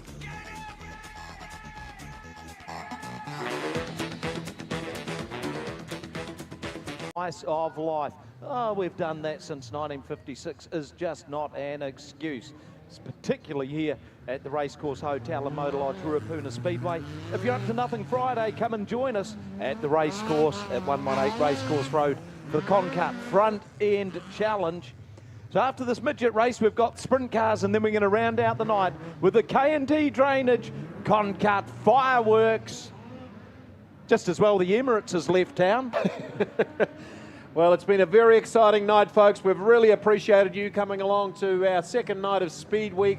$100,000 up for grabs over 4 nights. And this is just one of the undercards at the moment. This could be a feature race for any speedway track in the country. But the Midgets competing in the Hang Up Entertainment King of the South Midget Eliminator. You've all been waiting for the Hang Up Entertainment King of the South Midget Eliminator feature race. With the highest qualifier hand-picking their starting companion, the stage is set for a thrilling battle of speed and strategy as these drivers compete for the title of champion. Get ready for an adrenaline-fueled spectacle like no other.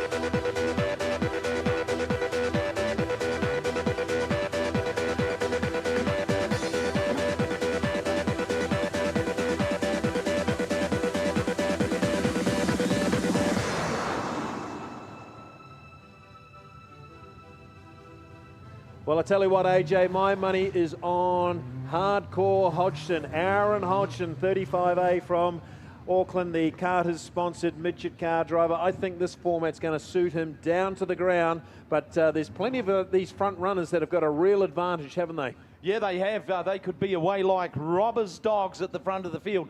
So there's a couple of things to watch. Just as well, we can pretty much see the whole racetrack. You got the guys at the front, but then a real focus is going to be who are the last 5 at the back. Well, I'm looking forward to this. We've seen a couple of versions of this in America, and it's provided some very exciting racing. Look, kids, pick yourself a number in the midgets here, see if they can get themselves into the top 10, and then, of course, it's anybody's race after that. 10 hot laps to see who is the King of the South Midget Eliminator champion. And with a couple of laps to go here, it's going to all be on for young and old. Yeah, brace yourself is all we can say. Something quite unusual, something unique to us, but we're going to love it.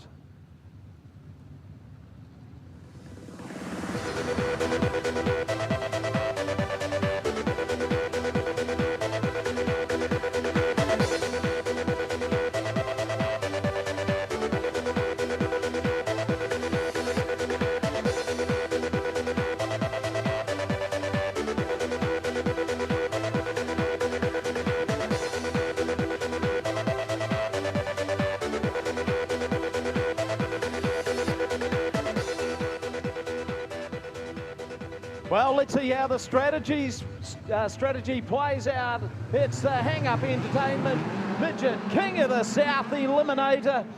All eyes on what's happening at the back. Oh, she's going to be tough going. It's going to be full on. Michael Pickens, he's made up a little bit of ground there. Our race leader at present, it almost counts for nothing, is Nathan Wilking. Behind him, we've got Mitch Hill. Tucked in behind him, McHugh. But let's look at the big guns that are perhaps struggling a little at the back. Alec Inslee, it is all in front of him right now. So at this stage, Inslee, Scott Miller. Oh, Lordy. Oh my God, AJ, that is hairy, isn't it? This midget eliminator has created desperation with these drivers. We've got Sam McCrenna on the infield. He will be the first car out for sure. We've now got to find ourselves 4 more cars to be eliminated, and I suspect 2 or 3 of these cars may or may not get a restart. But you just don't know where to look. I know, I know.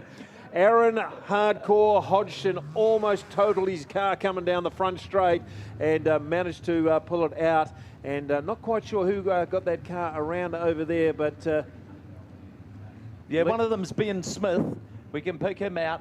Unfortunately, the line of sight is slightly interrupted. Yeah, Liam McCoubrey, Peter Honeybell, I believe.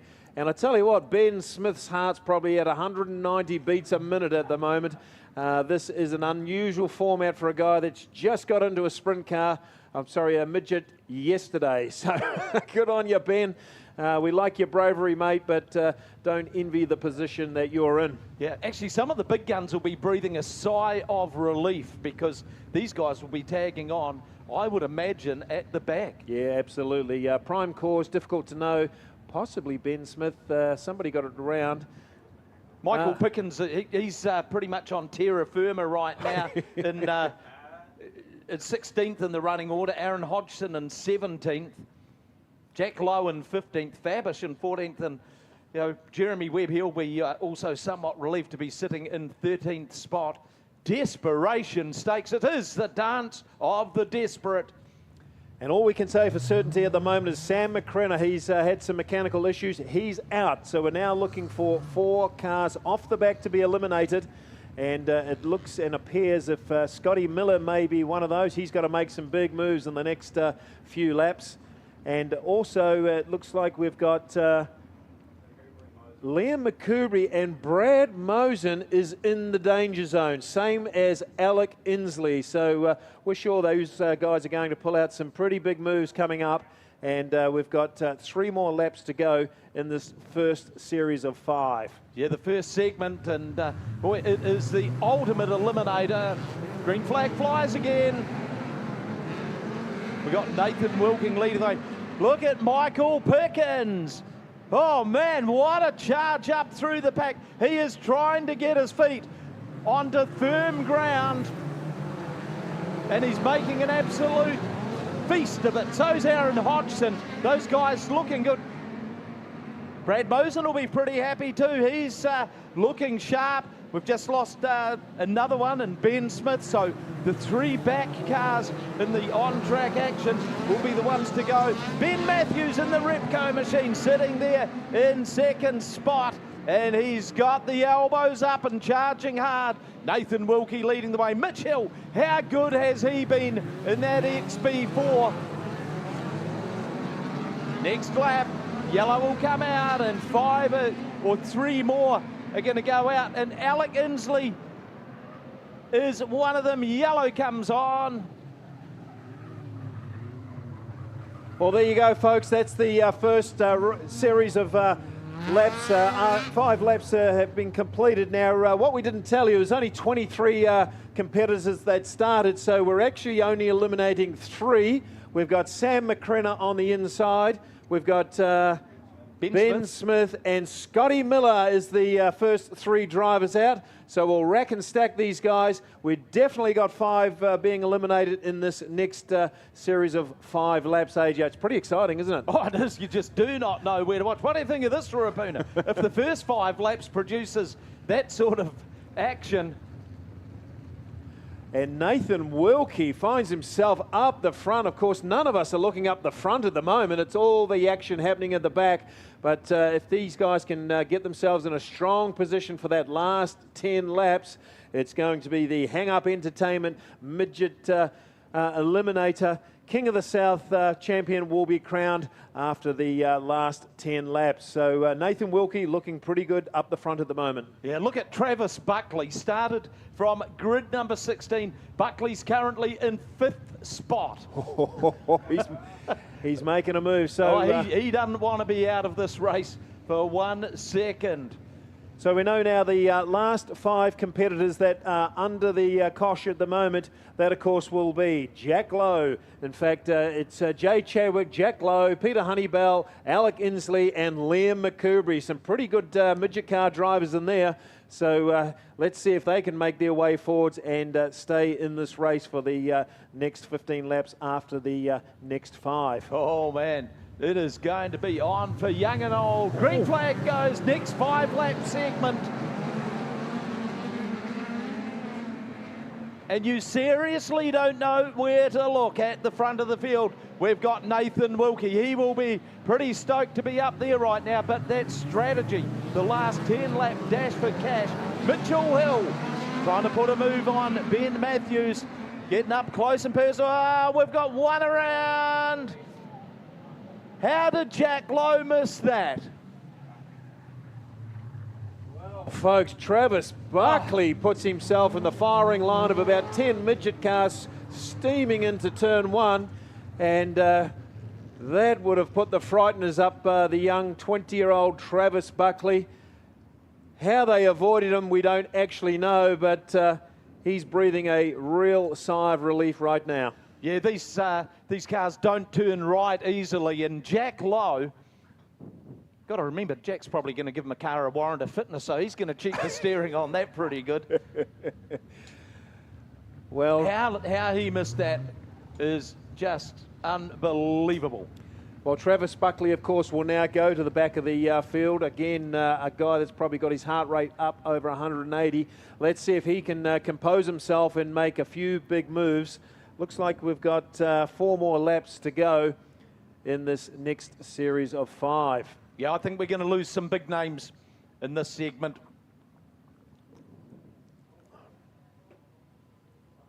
Boy, it's going to get hairy. Yeah, it certainly got desperate there in the first few laps, and the stakes are increasing for sure. So we'll let them idle around, probably go next time. So at this stage, we're looking at Buckley, McCoubrey, Inslee, Lowe, and Honeybell. And normally you'd be expecting most of them to be up in the front 6 or 7 of a feature race. You know what, AJ? These midget car drivers are so even through that mid-pack there. It's going to be very hard for them to make some big moves. And you can't imagine Travis Buckley getting 5 in 4 laps, but he is in pretty good form, I must say. Let's see how this plays out. Yeah, the dance of the desperate continues. That back 5, man, they're fighting among themselves like cats and dogs. While Nathan Wilkie, he's got it right now. He is just looking sharp. Ben Matthews round the front, the Repco. Number 7, Key. Go Ben and the Repco. Number 7, he leads the way in the hang-up entertainment. Midget, King of the South, Eliminator. So at the front we've got Matthews, Wilkie and Mitch Hill. But that back lot, Buckley, McCoubrey, Inslee, Lowe. Oh, someone just found a gap that didn't even exist because they wanted out of there. One more lap for some big names to start making it through.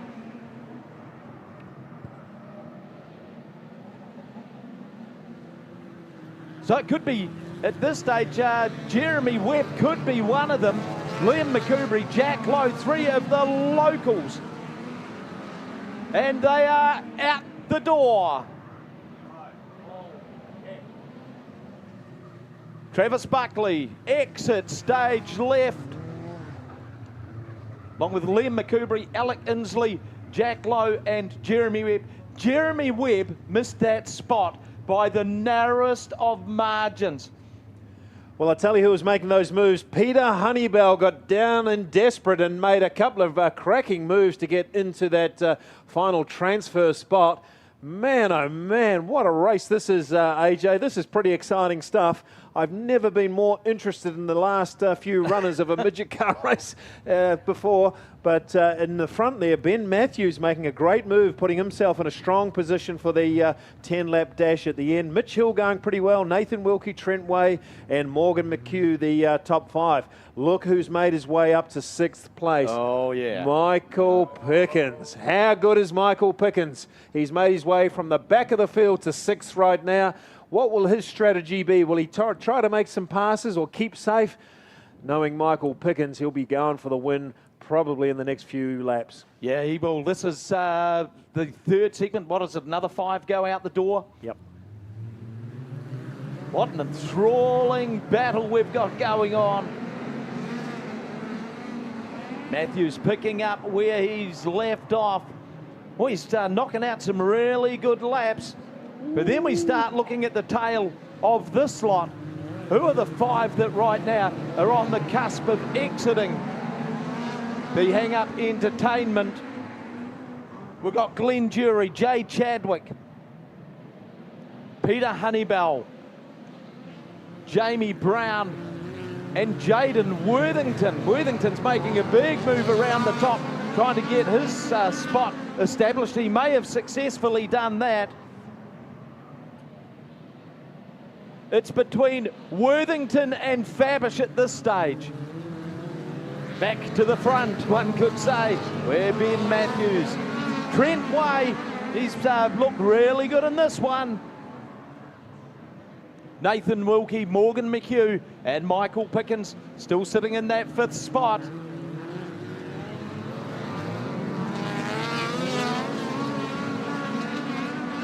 Just one more lap now before we lose the last of our drivers. And then it's the 10-lap dash for a heap of cash.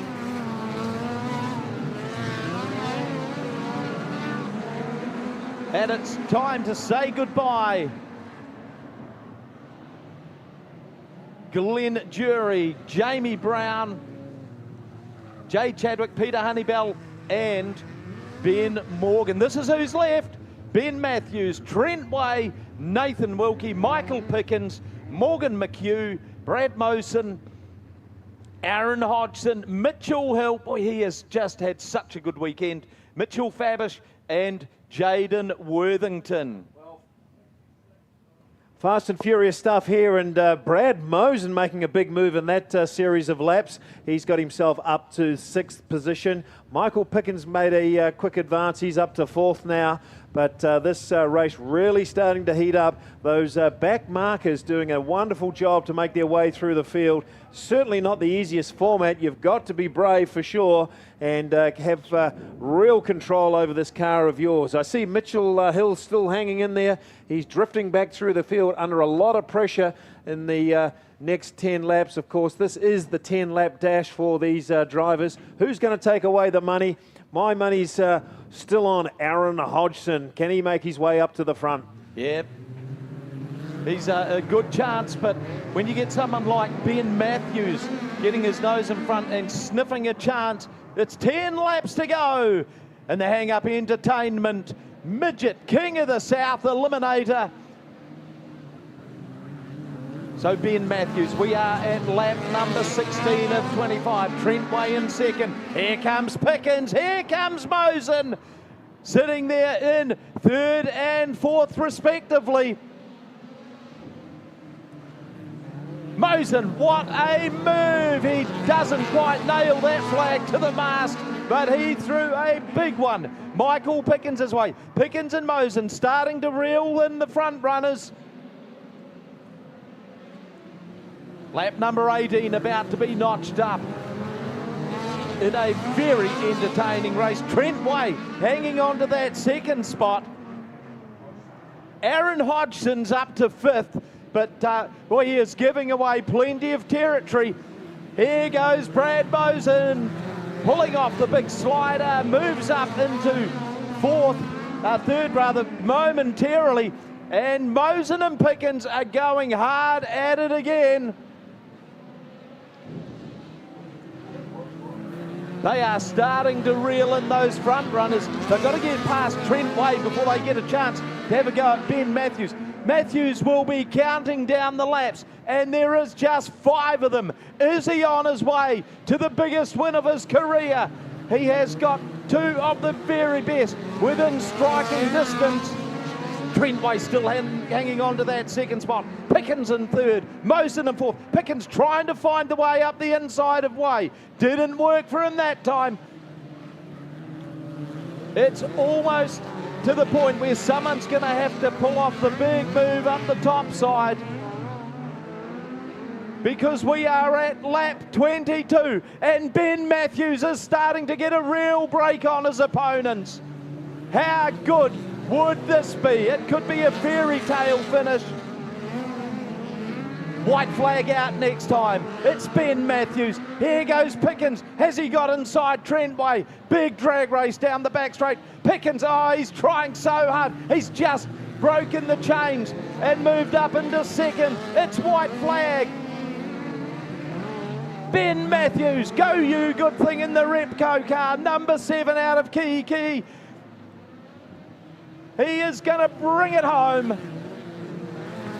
What a race for Ben Matthews, taking out the win. 2nd was Michael Pickens, 3rd Trent Way, 4th Brad Mosen, Aaron Hodgson in 5th, Jaden Worthington in 6th, 7th Morgan McHugh, Nathan Wilkie in 8th, 9th was Mitch Fabish, Mitchell Hill in 10th. What did you think of that, Ruapuna? Talk about spice it up. This is this guy's first big win. Yeah, good on you, Ben. What a wonderful win it was for you, taking out the hang-up entertainment, King of the South, the Midget eliminator. Ben Matthews had to drive the race of his life. He had Michael Pickens and Brad Mosen chasing him down, and of course Trent Way was pretty close as well. A fantastic format to run, first time ever at Ruapuna Speedway. Aaron Hodgson got his nose right up to 5th. Those back runners, AJ, man, what a performance that was by some of the very best midget car drivers in the country. Yeah, and I tell you now, Big Dave Matthews is going to celebrate this one in absolute style. They ran the New Zealand Midget Car Championship, then they came back for the South Islands, had an issue, they got 1 heat race in, and then they came back to the South Island. A great result there for Ben Matthews, Ruapuna. Give it up for him, a first big feature race for the 7K of Ben Matthews.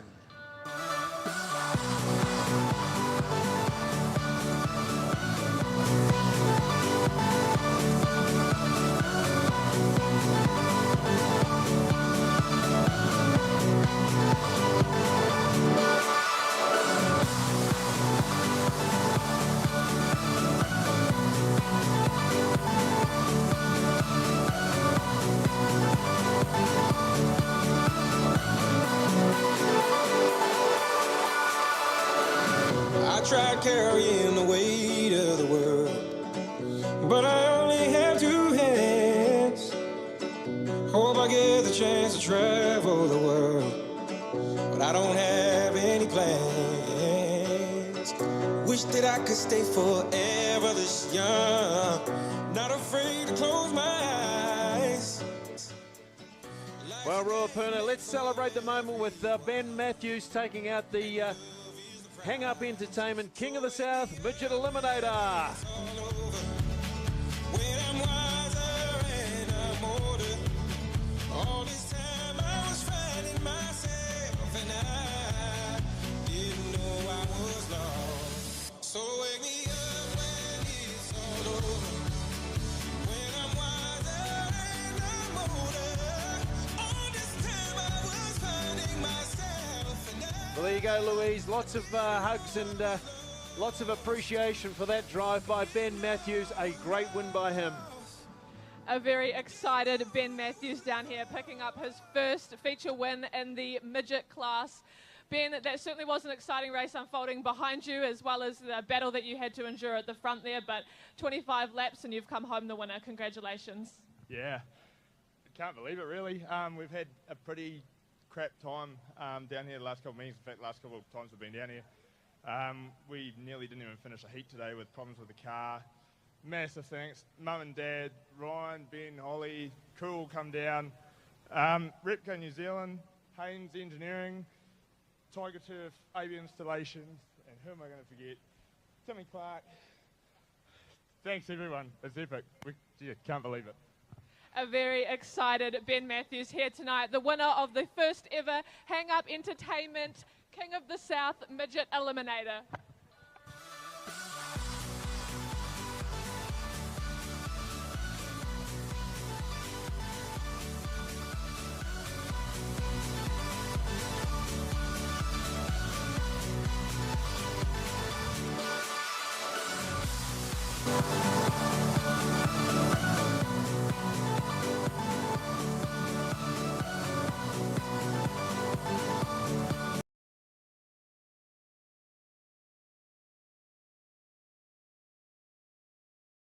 Drivers battle it out for ultimate supremacy and the title of Grand Prix champion.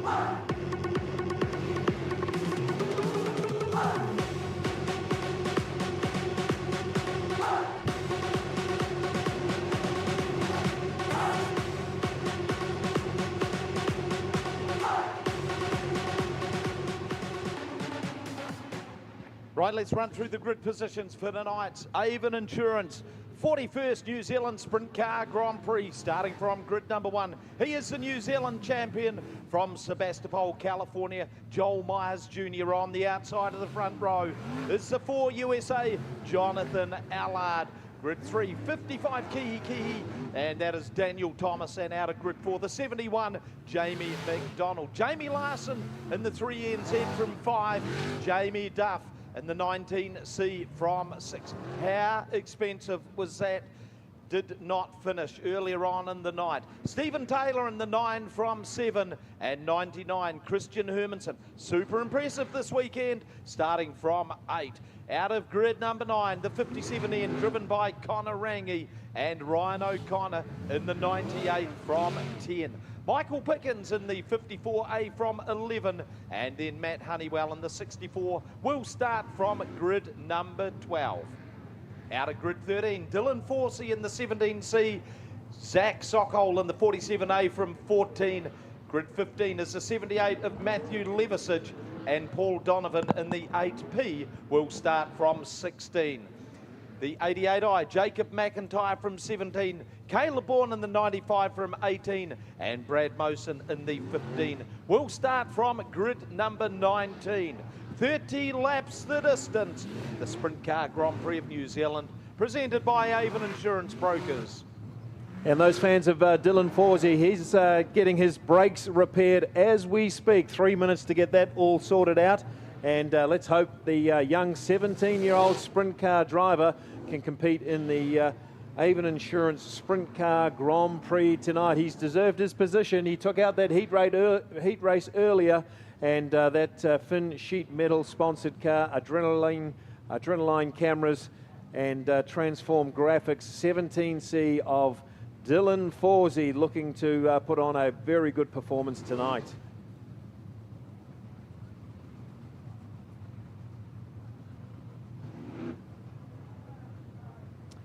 So sprint cars just warming up and getting into grid position. AJ, how many laps have we got for this feature race, mate? Yeah, she's 30 laps. And I'm sure we'll be doing the 4 wide salute at the start. So, folks, get your cell phones ready. Put on the Torch app, and let's light the old joint up here. Ruapuna Speedway.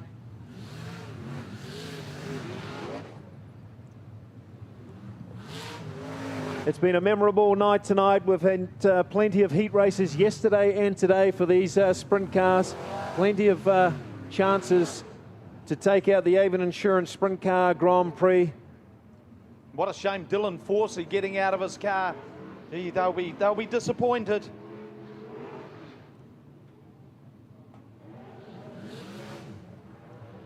He has not looked out of place, has he? No, not for a first-year driver. Looks like he's been driving it for a number of years. A very good TQ driver, advanced into the sprint car this season. His initial words were, "I'm just going to see what it's like," and he's actually found himself winning heat races and driving particularly well. So plenty of skill from Dylan Forsey piloting that 17C sprint car. Drivers lining up here, AJ. It's going to be a great race. It's a great sight watching plenty of sprint cars racing around the Thunderdome tonight. Oh, absolutely it is. And I tell you what, if anyone can make the bottom part of the racetrack work for them, Jonathan Allard, Jamie McDonald. Yep. Those two are masters at it. So a pretty hot shot lineup here with Joel Myers Jr. and Jonathan Allard, our 2 American drivers leading us out. Daniel Thomas, Jamie McDonald, Jamie Duff, and Jamie Larson, 4 ex-New Zealand champions within the first 8 grids there. Here we go, folks. It's 4 wide time. Let's make some noise and send them on their way. Get the torches going. Make some noise. Wave to the drivers.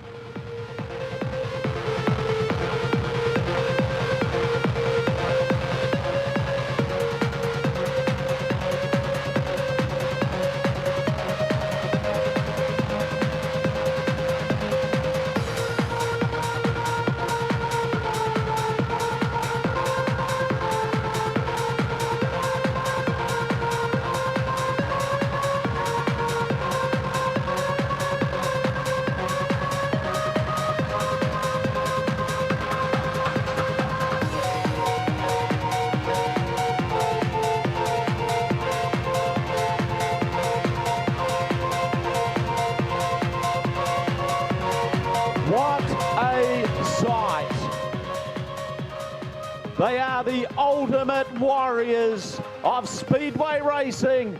Sit down and hold on, folks. This is going to be the Royal Rumble here at Ruapuna for the sprint cars. The 41st New Zealand Sprint Car Grand Prix presented by Avon Insurance.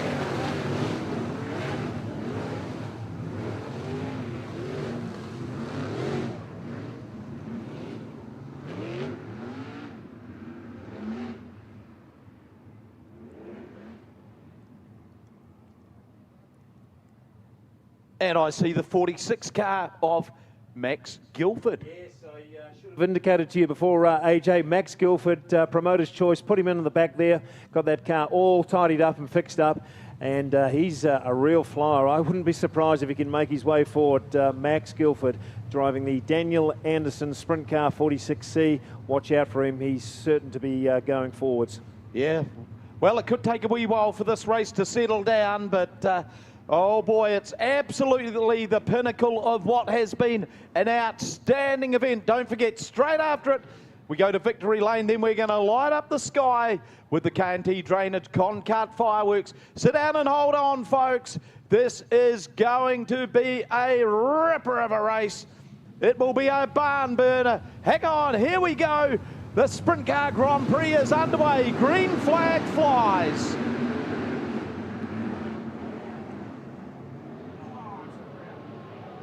Carnage already. The 99 of Hermanson, the 19 of Duff, Honeywell in there, and could it be Ryan O'Connor as well?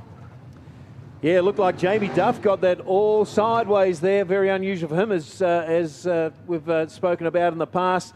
Christian Hermanson had nowhere to go, just avoiding what was in front of him.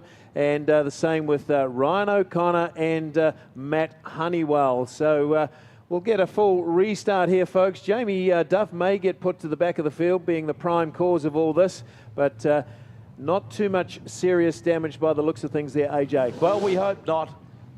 These races do tend to have a couple of three sort of jittery starts, yep. And then it settles down. Crash crew down there trying to very quickly extricate the cars and get them pointing in the right direction. I've got to say, Christian Hermanson's been very impressive coming down to Ruapuna for the very first time. We've spoken about him, 3 times mini sprint champion in what amounts to a 1600cc engine, poking out about 140 horsepower. Now gets into a 900 horsepower monster, and looks like he's been accustomed to it for many, many years. So pretty good performance by Hermanson this weekend. Ryan O'Connor been a little quiet by his own high standards, and the Duff man was a little hot and cold. He won a heat last night, and that setup letting him down, just spinning that car out. Yeah, well, it is the Duff man's birthday today too, so he may have celebrated with a bit too much cake. But good to see the 19 car of Jamie Duff going to be able to resume the battle. Matt Honeywell, the next car being fired up, always adds plenty of spice to any sprint car race that he's in. The 98 of O'Connor, it's all good. And of course, we forget that Matt Honeywell is a champion in the Sprint Car Grand Prix of 15 and 16 down in Cromwell. So he knows how to win these things. Yeah, it's actually an event that really does deserve some prestige, isn't it, the Grand Prix? Yep. And for a little while, it was a little bit of an afterthought. But it's probably one of the triple crown that's going these days between the New Zealand Championship, the Gold Cup, yep, and the Grand Prix. Okay, let's all collectively hold our breath. Let's hope we can get these guys, get a few laps and let it settle down. With the dirt track war about to be waged here at the Racecourse Hotel and Motor Lodge, Ruapuna Speedway.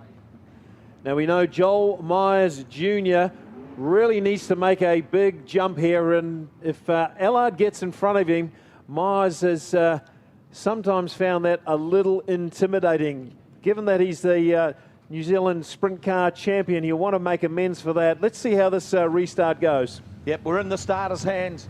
Sit down and hold on, folks. Take 2 for the Grand Prix. Jonathan Allard got the big start, and we've got another one around. It was Duff again. Oh my goodness, you wouldn't read about it.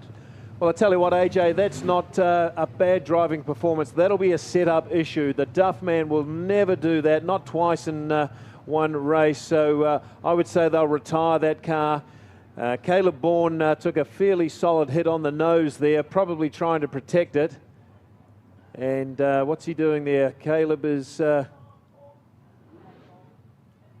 he's got out of his car, so that's not a good start. Maybe just checking up on the birthday boy, see how he is. Well, you want to be careful. Those Speedway NZ officials don't like that sort of behaviour. So Caleb Bourne, he's a bit of a hothead from time to time. And let's hope that he's playing nice, let's say. Yeah, there'll be a lot of disappointment, a lot of frustration. You got to wonder whether there's something binding up in the suspension of that Duff car. Very uncharacteristic. Well, I'm pretty sure we'll get both of those cars to the infield. Caleb Bourne pretty frustrated. Couldn't really avoid that. Had nowhere really to go. And hit him square.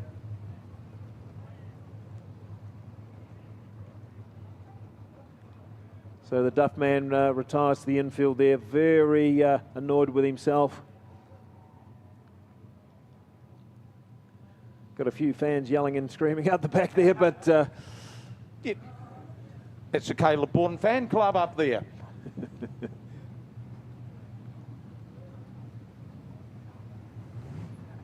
Yeah. Okay, those boys, handshakes at 10 yards, I think, so all looking pretty good between them. And both cars retired to the infield. So, AJ, this race really struggling to get started. The race that doesn't want to get started. Joel Myers Jr. has another attempt to see if he can beat Jonathan Allard out of the gate. And we know that Dalton's 4 USA car is incredibly quick. And the last person you want to get to the lead round here is Jonathan Allard. He's such an expert sprint car driver. He's had a couple of disappointments in a row down here, hasn't he, with the Gold Cup last year. Just didn't pan out for him. The Nationals as well, but man, when he is on form, he's actually got a pretty good strike rate here at Ruapuna. And for these two American boys, once the track starts getting a little bit slick, they're going to be very hard to pin back. Take 3 for the Grand Prix.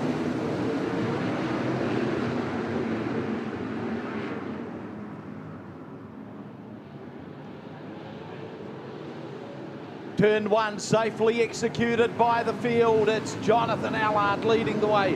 In second we go back Joel Myers Jr. Jamie McDonald plonks himself into that third spot, coming under a little bit of pressure from Daniel Thomas. Then Jamie Larson starts entering the picture. Then Stephen Taylor.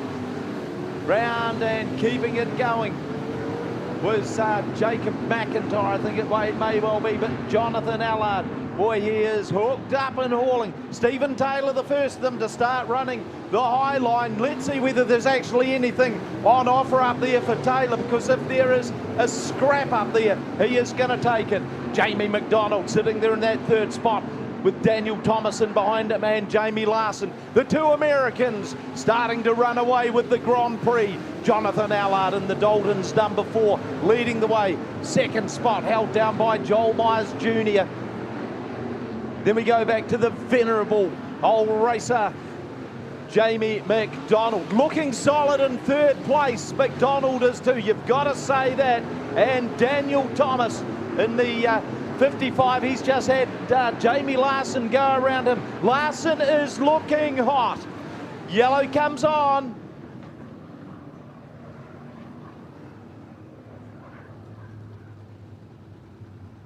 Yellow's on. Yeah, difficult to know what it is, AJ. Probably debris on the track. Somebody's lost a panel. And that gets cleaned up pretty quickly. But those Americans, wow, they jumped to the front and gave themselves a half-second lead pretty quickly. Yeah, it's meat and potatoes stuff for these boys. For our sprint car fans, we all know that these cars change their characteristics over a long race. And don't be surprised to see some of these mid-packers coming on very strong in the next 10 laps or so. But Jonathan Allard racing as good as ever. He's got a break on Joel Myers Jr. Joel Myers hasn't got much to offer just at the moment. But as we just said a moment ago, those setup characteristics are likely to change the further and deeper we go into this race. Yeah, the race changer will start presenting itself once they get into the lap traffic. So for the sprint cars with a field of this magnitude, you're probably looking around about another 8 to 10 laps before they start getting into the thick rush hour traffic here. Talking about rush hour traffic, oh boy, the pace is a scorcher. Jonathan Allard, this time of the night on a slicker racetrack, best lap, a 13.881 at this stage. JA is on a mission.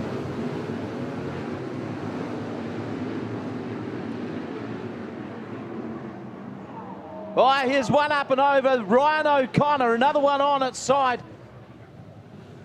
Brad Mosen just missed getting involved in that. Matt Honeywell's tied up in this one as well. Those restarts, they're like Brown's cows.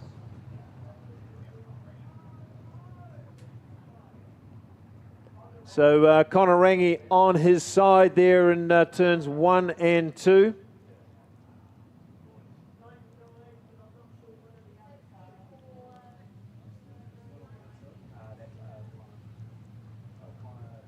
Yeah, Ryan O'Connor tied up in there. Christian Hermanson, Matt Honeywell. So two of the HLR cars getting tied up in the same incident. It appeared that O'Connor just got squeezed into that pole line. He had not too many places to go. He's up and over the white pole line. The car started to dig in, and just a couple of bumps, and it was really a gentle tip over in the end. But I'm sure those cars have sustained a fair bit of damage. Yeah, you'd hope they'll be able to just, with a couple of them, just knock them out of gear and push them to the infield. So looks like, Matt Honeywell's car just being pushed probably to the infield, we would imagine, but let's see how that all plays out. So Crash crew could be tending to some fuel or something over there, I think, Craig. Okay. Well, if we look back to the actual race, it was Jonathan Allard just continuing as normal. Got a nice break over Joel Myers Jr. Started lapping pretty nicely. If fuel could, of course, 30-lap race, these cars, you start getting much above 30 and, you know, fuel can become an issue. Yep. They won't want to be adjusting the fuel taps too much. You lean them out and then you've got a real issue on your hands.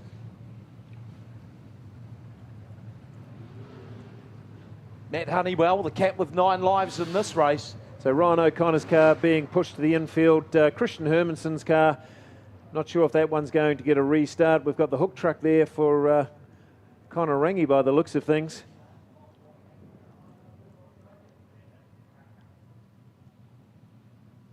It all happens so quickly, doesn't it, AJ? These sprint cars, they look pinned to the ground, and as soon as they just get off balance a moment, they're up and over, and certainly a fair bit of weight in these cars, 650 kilos, a lot bigger than the midgets, of course, but with 900 horsepower in them, their power to weight is just as enormous. That's eye-watering. So, folks, if you're hanging around for the fireworks, that'll happen immediately after the sprint car race, and there's probably plenty of young ones out there just getting a little grouchy at the moment, but as soon as we get this race done, we'll be straight into the fireworks, and it's well worth waiting around for sure. So the Dalton's car being pulled to the infield, looks like that front end's given up.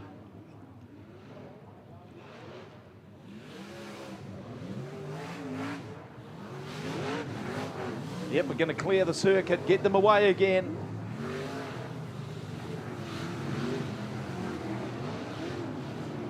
Boy, it looks like a real sprint car collection starting to build on that infield. Still, 26 laps to go. And remember, it's the Avon Insurance Sprint Car Grand Prix title tonight.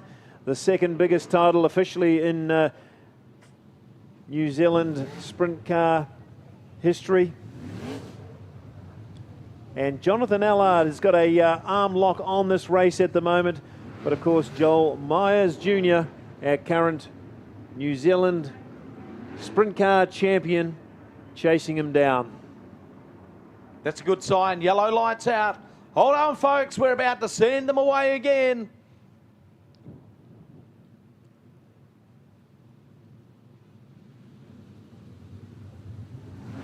It's Allard, Myers, McDonald. They're the front three.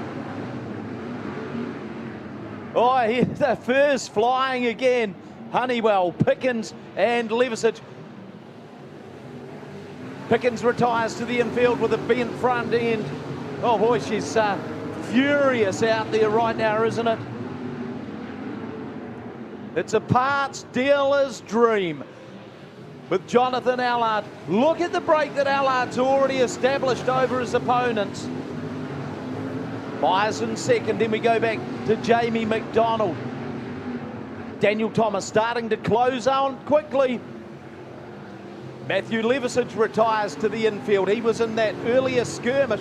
Boy, the field is just about cut in half.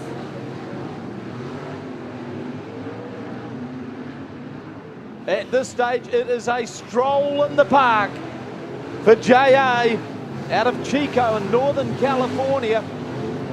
Joel Myers in second. Then we go back to Jamie McDonald. Daniel Thomas, behind Thomas, Stephen Taylor, Jamie Larson. Matt Honeywell, he's still hanging in there, back there in 7th spot. Flying the flag for the South Island, behind him Zach Sokol. Big move by Max Guilford, starting to try and work his way. Brad Mosen's up for that challenge. Gee, these two have had some furious battles in midget car racing through the years. But Guilford's cranked up the Daniel Anderson Motorsport 46 car. A lot of work in front of him to become a real contender. 11 laps down. Jonathan Allard. Man, he is looking solid. Lap traffic just starting to approach. A little bit of a saviour for everyone in that we did lose a few cars earlier, which gives us that green flag racing momentum without the lap traffic situations coming into play. So it's the two no hanky-panky Yankees, first and second, with Allard and Joel Myers. Third spot held down by Jamie McDonald, and he is pretty much the length of a straight in arrears to Joel Myers Jr.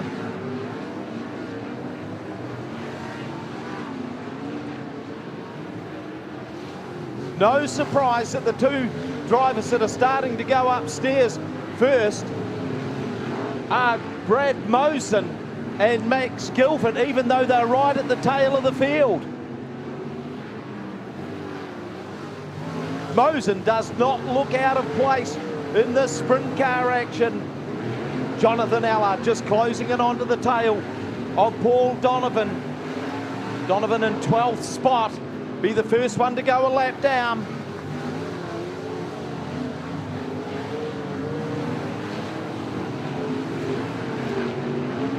And Allard, boy, he is just absolutely in the zone. Joel Myers Jr. can only but watch on. Allard's certainly been a very instrumental figure in Myers' career. Allard and Myers. It's a stroll in Central Park for these two. Jacob McIntyre succumbing, going a lap down.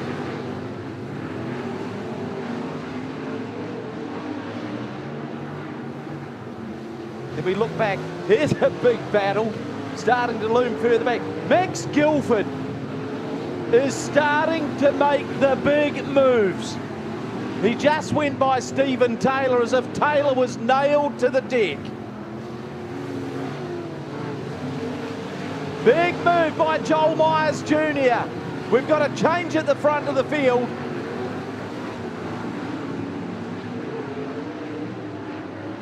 And Myers has taken over the Grand Prix.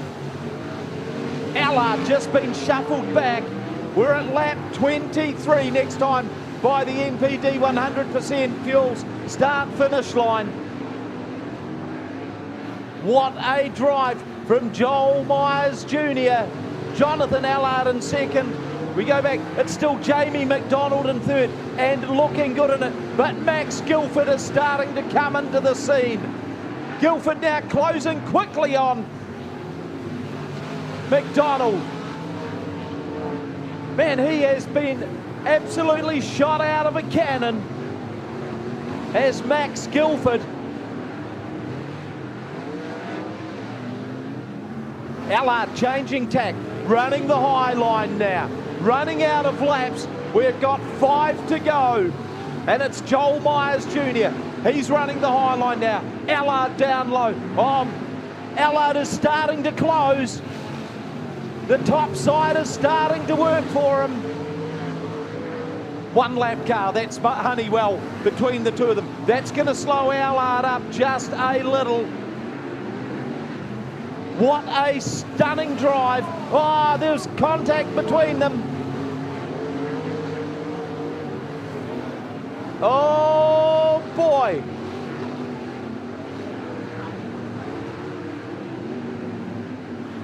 We didn't really see that unfold. But the momentum has gone back to Jonathan Allard. White flag.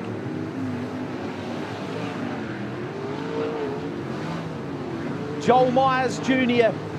hanging on to that second spot. Max Guilford, he's rocketed up into third. It is going to be checkered flag time. And JA takes out the Grand Prix. Joel Myers Jr. in second. Third, what a drive by Max Guilford. Starting from grid 20 to finish third. You could not have scripted that. What did you think of that, Ruapuna? Well, what a race that was, AJ, and controversy with Joel Myers Jr. being taken out by what appeared to be Matt Honeywell. A big moment in the Sprint Car Grand Prix playbook here, but don't take it away from Jonathan Allard. He led many of those laps.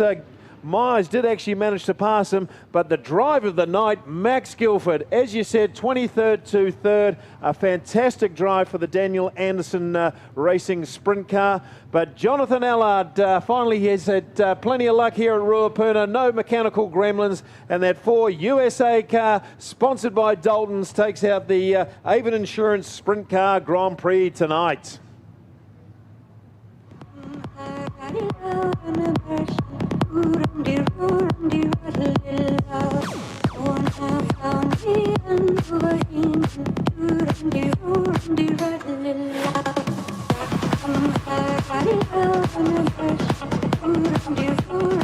Well, AJ, that race was looking pretty pedestrian there for a while, but what a big moment that was when Myers and Honeywell come together. Yeah, I'm sure the officials will be having a good look at that. JA puts on the victory donuts. You can't take it away from Joel Myers. What a move with a little more than a handful of laps to go to get his nose in front when he had been quite some distance behind. It certainly did look like there was contact between the two of them. Did Myers just change his line slightly? Well, we'll leave that one up to the officials to decide.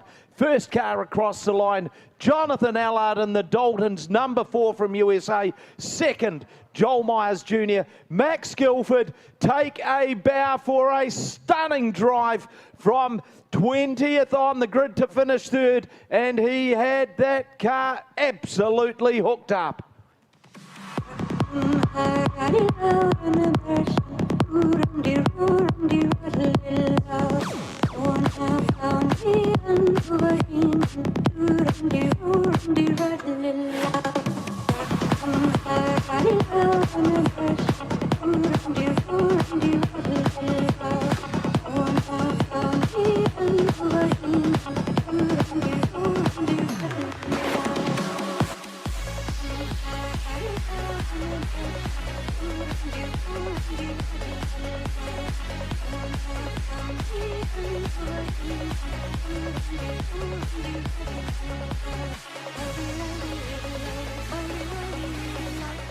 There you go, Ruapuna. He's been a fan favourite down here for a long time. Jonathan Allard finally gets his car into victory lane on a significant night where it's the Avon Insurance Sprint Car Grand Prix.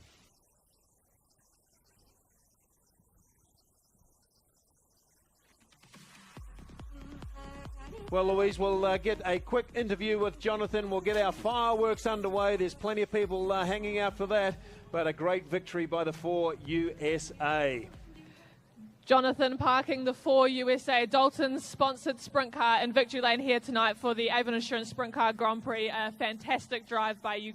Obviously battling with Joel there for several laps as well, and ultimately Joel spinning out there and able to recover for second, but you were able to pick up the win.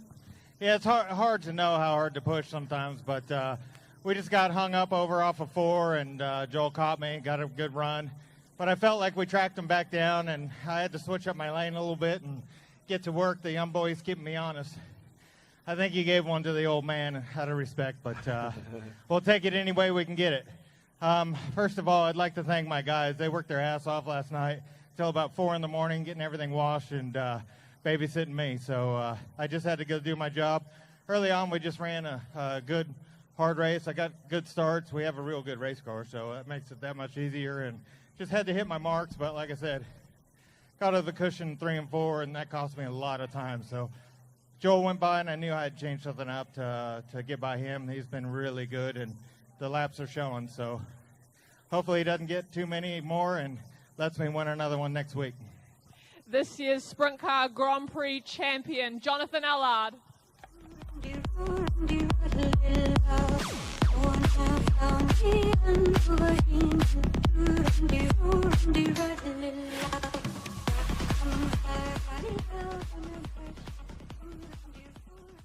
Well, of course, we've got the fireworks coming up very, very shortly. Not sure we're going to get interviews with the other drivers, Joel Myers and Max Guilford, but we're about to light up the sky with the K&T Drainage Concave